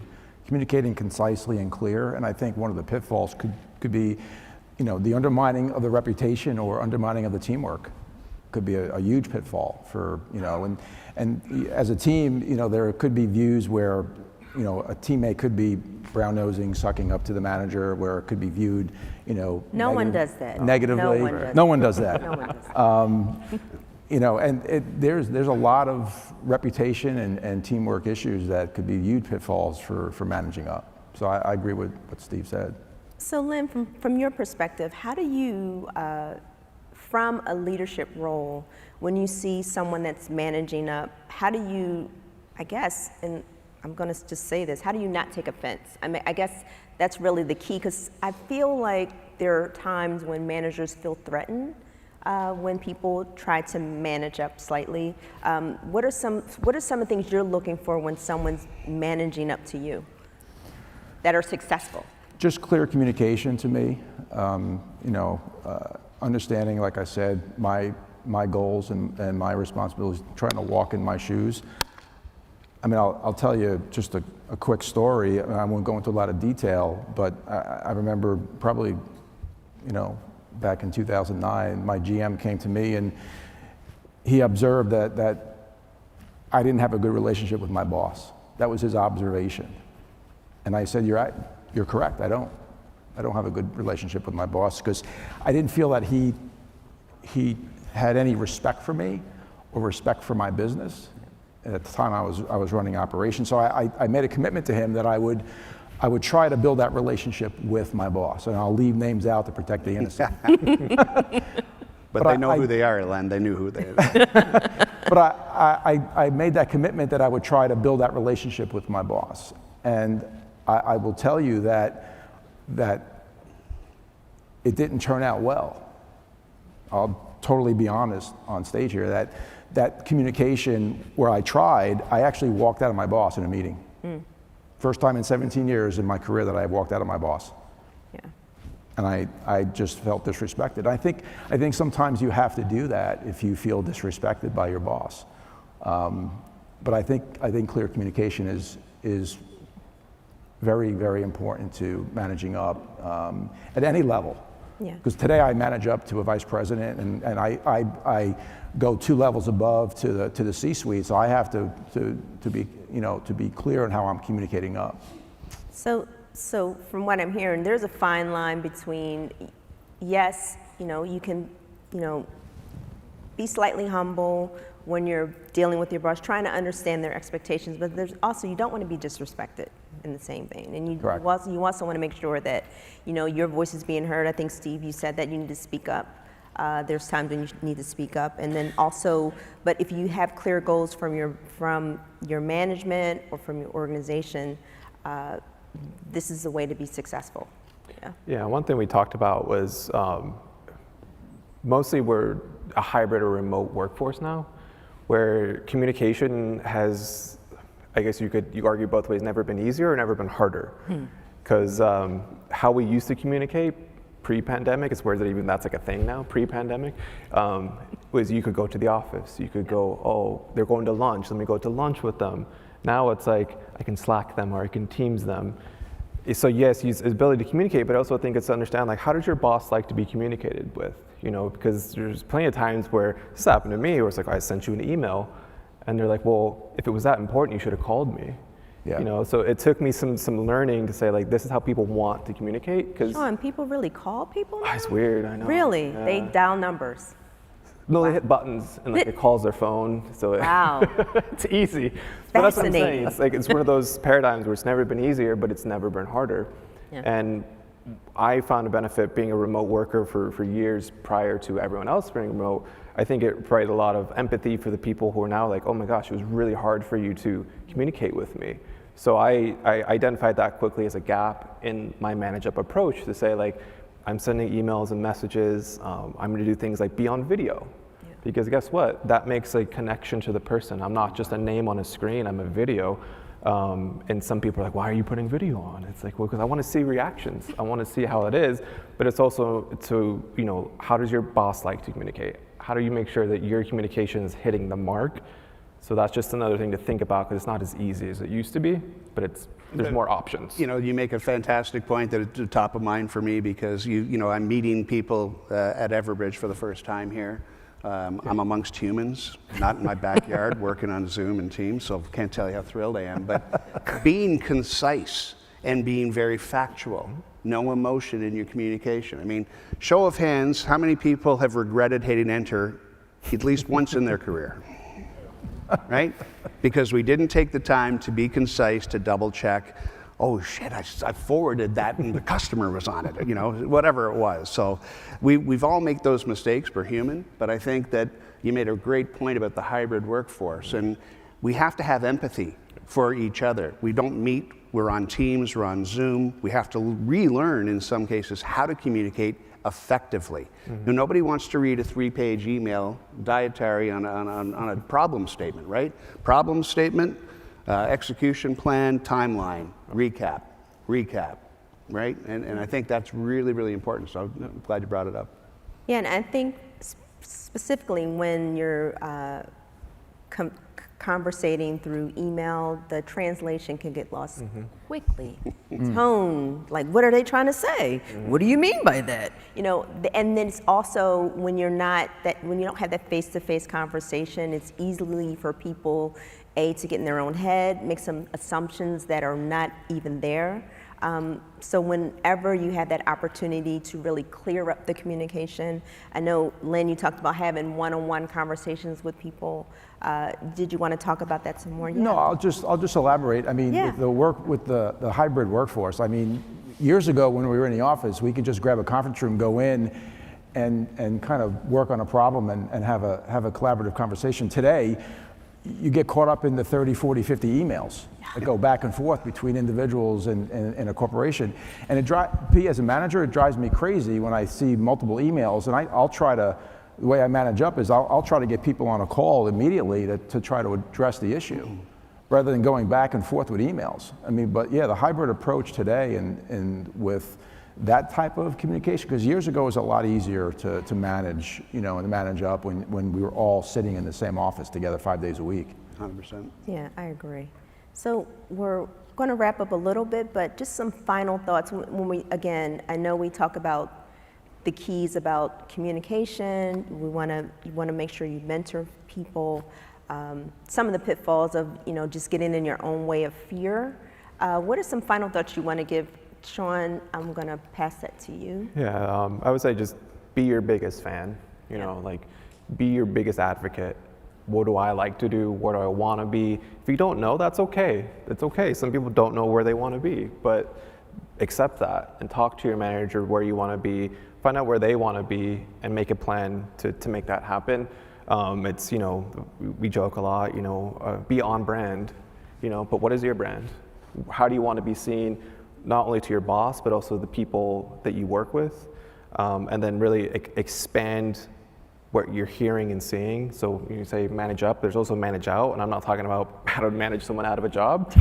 I'm talking about manage outward and increase your sphere of influence, and increase the different points of view and the diversity that you see, because that will just make you a better person. Yeah, and I think for things like this, for coming to conferences, you Absolutely. can, when you're networking. Well done, everyone. Yes, great job. Great step forward. Yes. So please continue coming to conferences. Steve. So one thing that we didn't really talk about with communication is that words matter, right? The nuances of how you're talking, what your email sounds like, what a voicemail sounds like, especially you're on a Zoom call, if your camera's off and everybody else is on. Like, those nuances actually matter, because you want to have factual conversations and managing up. I mean, I was not laughing, but I was chuckling this morning. Here's an example where there's a second regional bank failed. And Lisa, oh my God, it's Steve. Second regional banks, it's a shit show. We're going to lose all our money. The FDC, the president's going to talk. What do we do? Versus, hey Len, second regional bank failed. You think maybe we should get the team together? I know we've got a plan that we've prepared for through rehearsals. We should probably get the key stakeholders together, ascertain the facts and take a go-forward plan. What do you think? Sure. A little bit Very different, different, right? very different. So, and I'm not suggesting anybody in the room would take the first course there, but you know, again, it goes back to Sean's point about the hybrid workforce. So I think, you know, you take a couple tidbits away from every session. Hopefully, we've been able to do some of that, Lisa, for the audience today too. Nice. Good. Like I said earlier, I think whether you're an individual contributor or a manager, that I think all of us need to be leaders. Like I said earlier, a leader coaches an individual to be a better version of themselves. So about 10 years ago, I read this great book called The Leadership Challenge by Jim Kouzes and Barry Posner, and it laid out 5 leadership principles that I kind of apply to my personal life and my professional life. You know, number 1 is challenge the process. There's no reason why whether you're an individual contributor or a manager, you can't challenge the process. You can't challenge the status quo. There's no reason yet you shouldn't do that as a doer or a practitioner, because, you know, we need to do that as individuals. But in order for you to do that, you need to have facts. I've always said to have a fact-based discussion with my people. You know, you want to come and challenge something, to me, have facts to back it up, and then we'll have a fact-based discussion. Number 2 is inspire a shared vision. You know, we as leaders, managers, we're always given a vision to drive a company to that vision. And we as leaders, whether you're a practitioner or a manager, you got to embrace that vision. You have to promote that vision. Number 3, model the way. People are always looking. You got to walk the walk. You know, because it was funny, because when we were in the office 5 days a week years ago, prior to COVID, people would look at you. They would watch your behavior. They would watch what time you came in the morning, watch what time you left in the evening. Watch what you're wearing. Yeah, absolutely. And it's you know, it's funny. When I managed years ago, when I managed across 3 shifts, so I managed the 8 to 4, 4 to midnight, and the midnight to 8 shift, the graveyard shift. So you have many people that work that graveyard shift. So one of the things I did was that I made time to go see those people at midnight. So I changed my shift and I came in at 10 o'clock at night. Because you want your people to know that if you're in a foxhole, you're in a fight, you're going to have their back. Number 4 is enable others to act. You always try to have people grow as an individual. You know, I was never a micromanager, and we all have our different styles as leaders, managers. Some are collaborative, some are micromanagers, and that's okay. I was never a micromanager. I always managed by walking around when I was in the office, because I really wanted to really embrace my people. And number 5 is encourage the heart. I don't think we as individuals, managers, contributors, encourage the heart. Promote people, recognize contributions, successes. That's what we need to do as leaders of an organization. So, Thank you. So at that point, we're going to open it up to questions. If you have any questions, please put those in the app.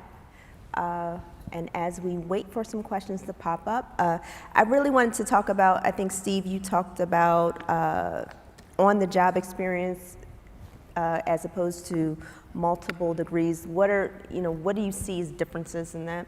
Well, from my perspective and experience, it's really a shout out to the individual contributors, the constituents, you know, the practitioners. Because when I've been in the foxhole, to use your term, Lenny, we've been involved in actual recoveries. It wasn't necessarily, you know, the individual, the lady or the gent that had 5 degrees and was making all of the shots that needed to be called.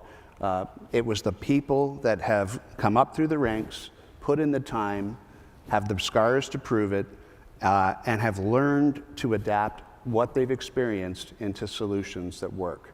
And, you know, astute leaders love folks like that, right? And if you want to get up into that leadership position, my personal bias, I guess, would be that if you've been in certain roles, and I'll give you the example that it opened my eyes when I was anointed to be a PMO for a data center move because I was doing DR testing. I got to meet every different business unit. I had my eyes wide open, and it was like, oh my God, you know, this is an opportunity. So yeah. That's just my personal experience. Nice. We have one question, so let's start with there. It says, there's a fine line between positive and negative. Uncomfortable as a leader, how do you differentiate? So who wants to take that one on? Sean? Yeah, I would say if you're coming at from like a leader perspective and someone is making you uncomfortable, positively and negatively, one thing that a leader told me in the past was always assume good intent. I feel like it disarms you as a person hearing things because it's going to make you uncomfortable, but if you assume good intent, it allows you just to react differently. Instead of like, I'm being attacked here, it's like, okay, I'm assuming good intent. I maybe didn't like what I was hearing, but how do you then pause instead of just being really apprehensive and that disarms you internally, so that way you can actually answer that question, is this positive or negative? Yeah. So just always assume good intent. Yeah, I see, Lynn, your eyes were perking up. Did you have something to add to that? Can I phone a friend? Anyone? Next question? Yeah. Expanding on. So expanding on Sean's answer, what are some specific actions other than proving value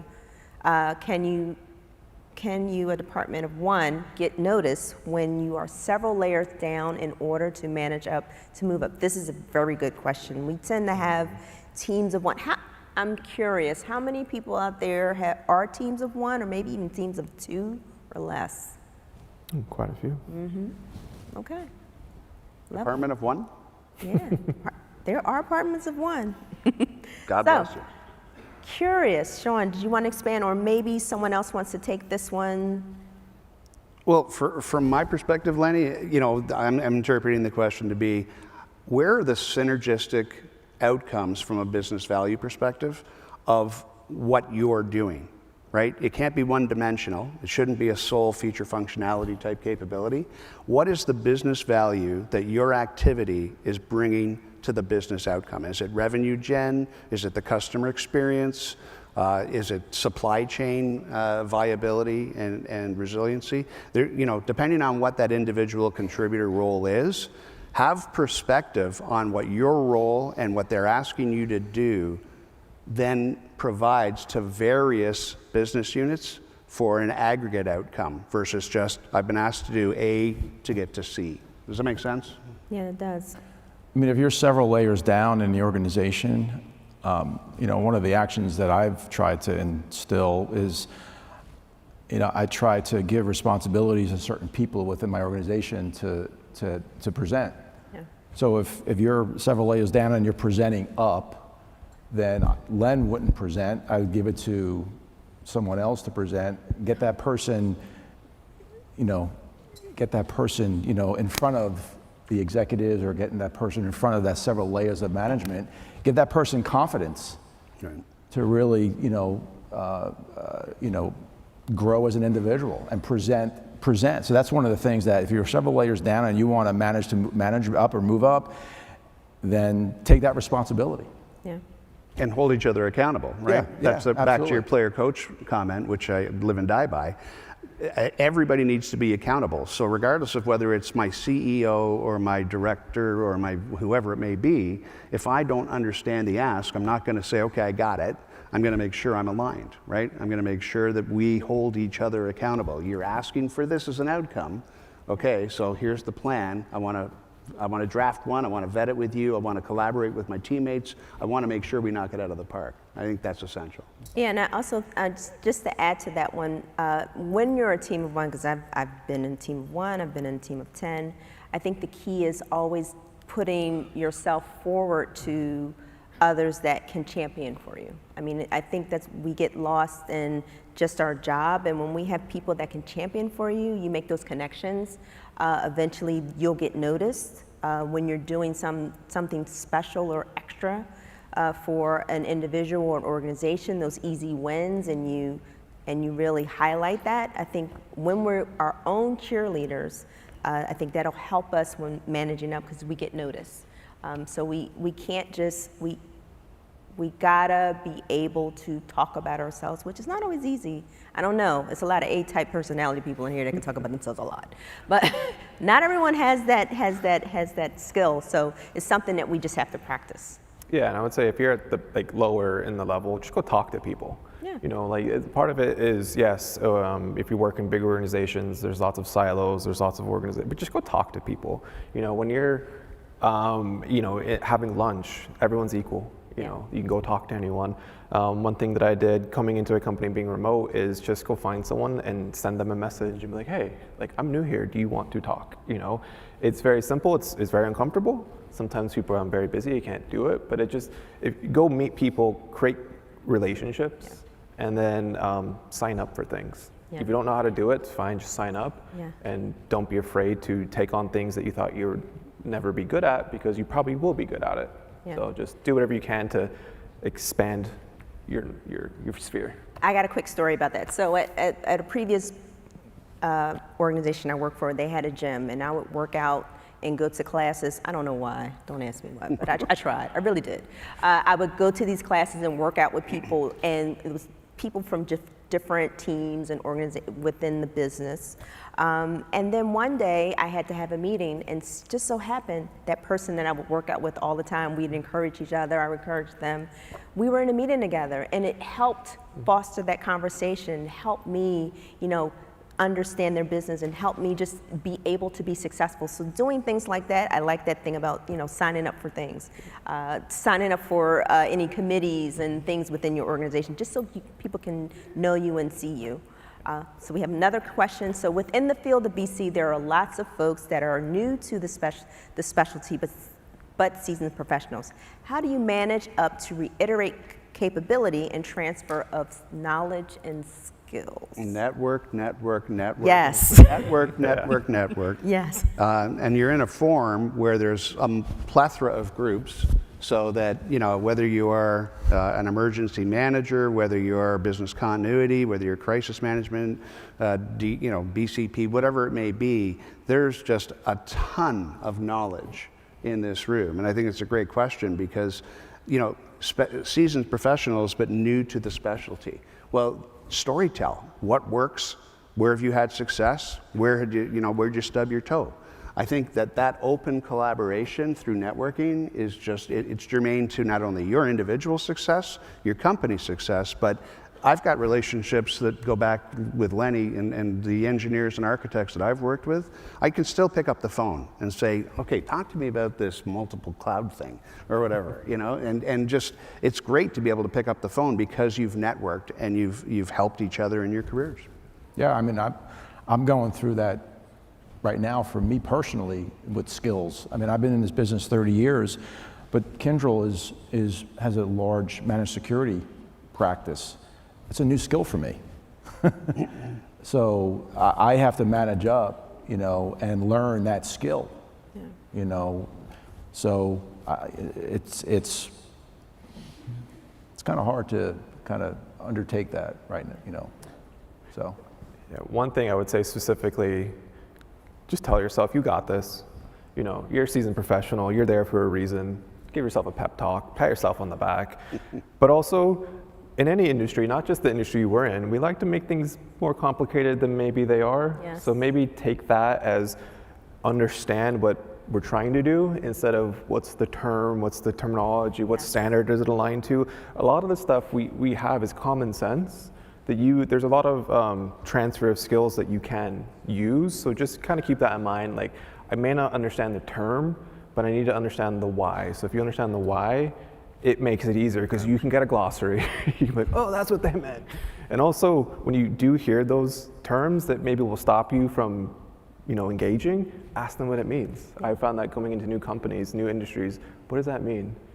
And just telling people. So a lot of stuff, you got this, just have that conversation, make sure because you're there for a reason. Yeah, we are in a world of acronyms. Yeah, it's not just our industry, it's everywhere you go. Everywhere. And even if you've been doing BC for 20, 30, 40 years, you're gonna go to a company that's gonna have a list of acronyms. Yeah. So just don't let that get in the way of you doing a great job. Yeah, and I have found just in our industry, just how easy it is to talk to people in this room. People are so receptive to talk about their career, share their stories, share tips.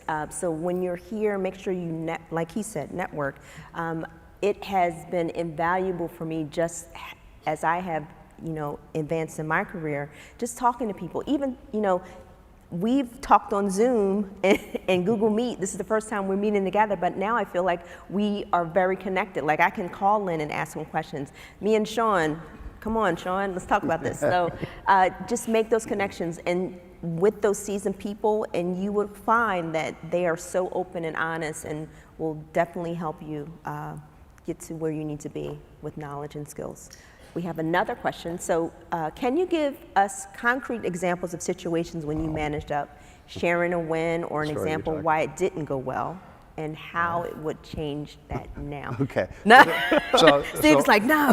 So Ashley had to be sitting somewhere behind Of course. Deni and I a couple of hours ago because we were reminiscing about some of the wins and losses. So a concrete example of sharing a win or an example why it didn't go well. So no names, obviously. But a few years back, there was a pharma company in DC growing rapidly through merger acquisition. They had an internal strategy to replicate from one data center to another data center that was theirs. And then the growth through M&A had the executive stakeholders saying what was more important, revenue gen M&A, keep it going. And the auditors were saying, you haven't passed an audit for an internal capability exercise yet. And this is a bad thing. So long story short, I started working my way as the pursuit lead through the various levels of executive, and I finally got to the CEO. And I said, oh, great, he's going to invite me up to his office. No. The little fishbowl things, they're outside, so everybody can see that, hey, I don't know what the rationale was, but it was funny. But the last meeting that we had, and I think you recall this, the poor guy responsible to report to the auditor at the end of the meeting realized he didn't have the configuration because they were taking the production acquisition from the DR configuration and putting it in production. There was no hope in hell they were going to ever successfully recover, let alone test. The poor guy put his head down on his laptop, shed some tears, and so when I got to the CEO's fishbowl discussion, I said, sir, I understand, that you're driving revenue and you're growing through acquisition, but I want you to hear clearly that it's our professional opinion, your business is at risk if you incur significant service interruption. And he leaned over to me and he goes, Steve, that's why I have a VP of architecture. And I was dumbfounded. And true story. And so then I had to go back, Ashley, wherever and whoever you are, to report to my manager of why we wouldn't close a significant deal that we had vetted and had all of the business value all lined up until it became an economic decision. They'd live with the risk. So there's an example. Bravo. Bravo, my friend, bravo. You don't always win. No, you don't always win. No. And for me, I think some of the things that I have done really, particularly when it comes, my passion really is awareness and exercising and things like that. And with a previous company, we had the initiative to do exercises as well as, how do we create awareness to an organization that knows nothing about business continuity? And my boss was struggling on how to do that.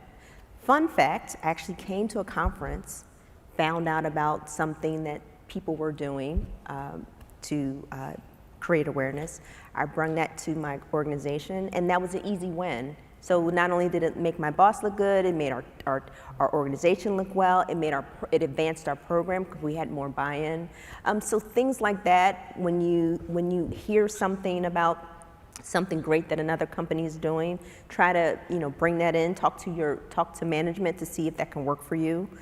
So I've found success in that way. I've also found success, well, not so much success when I assume things, because we don't assume things, right? In this room, we should never assume, but when I assumed something, it didn't go well.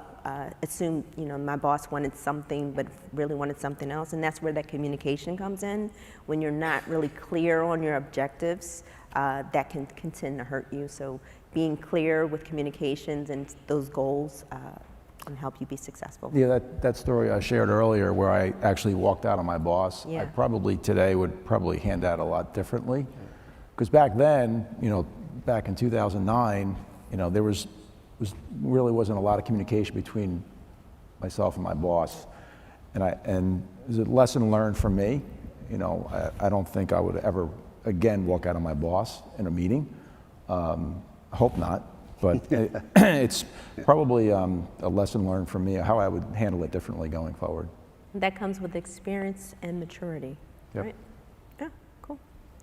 So final, I think this may be our final question, but we'll see. So leadership positions should not be a reward for longevity, but earned from understanding and action. What attributes do you look for in a worker that could make them a good leadership candidate? Okay. I think we kind of talked about it earlier. You don't need the title. You don't need to be there forever to be a leader.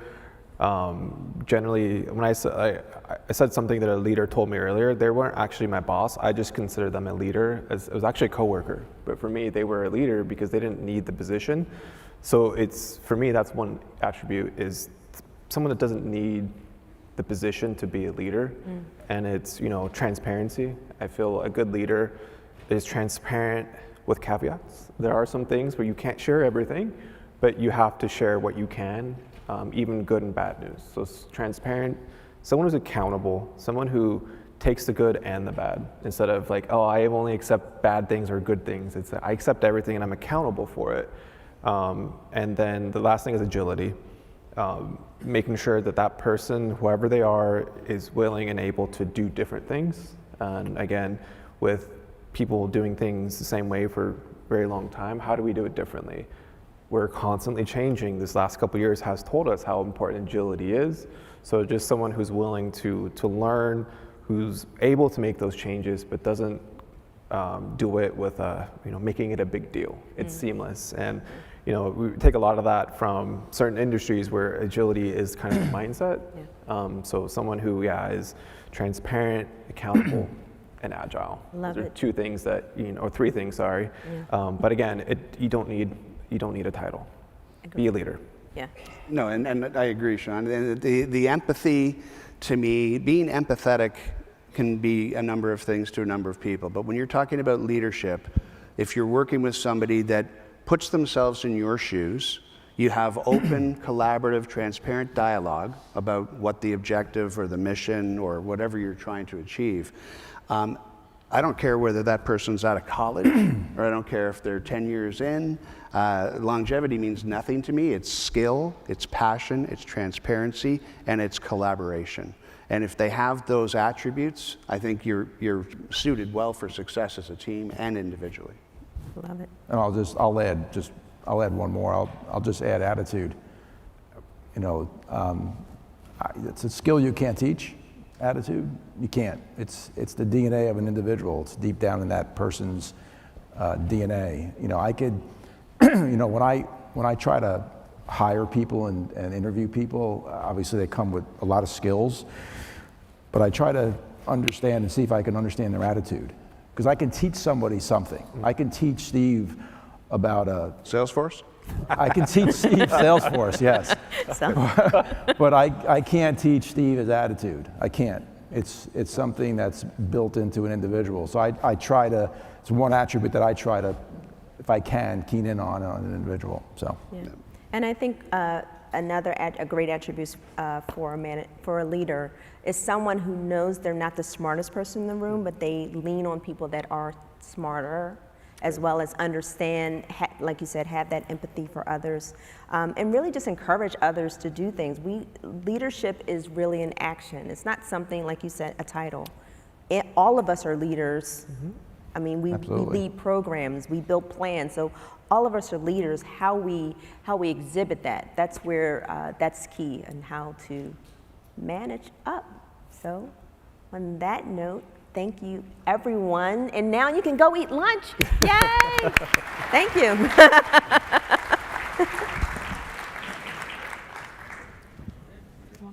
Yeah. We can go this way. Before you head out, I have a couple of announcements for you all.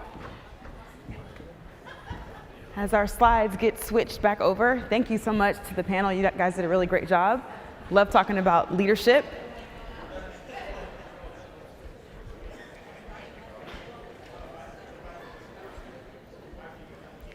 soon as my notes pop up, I will give you all the announcements.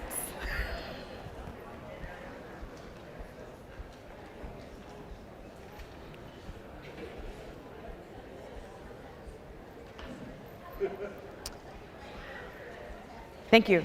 All right. So super quick takeaways I had from the previous session. Number one, vet and check, love that. Number two that I took away is anticipate. We have a saying, get back to the client before they have to get back to you. Third takeaway for me, I heard Michelle Turner say this last year at a conference at Microsoft.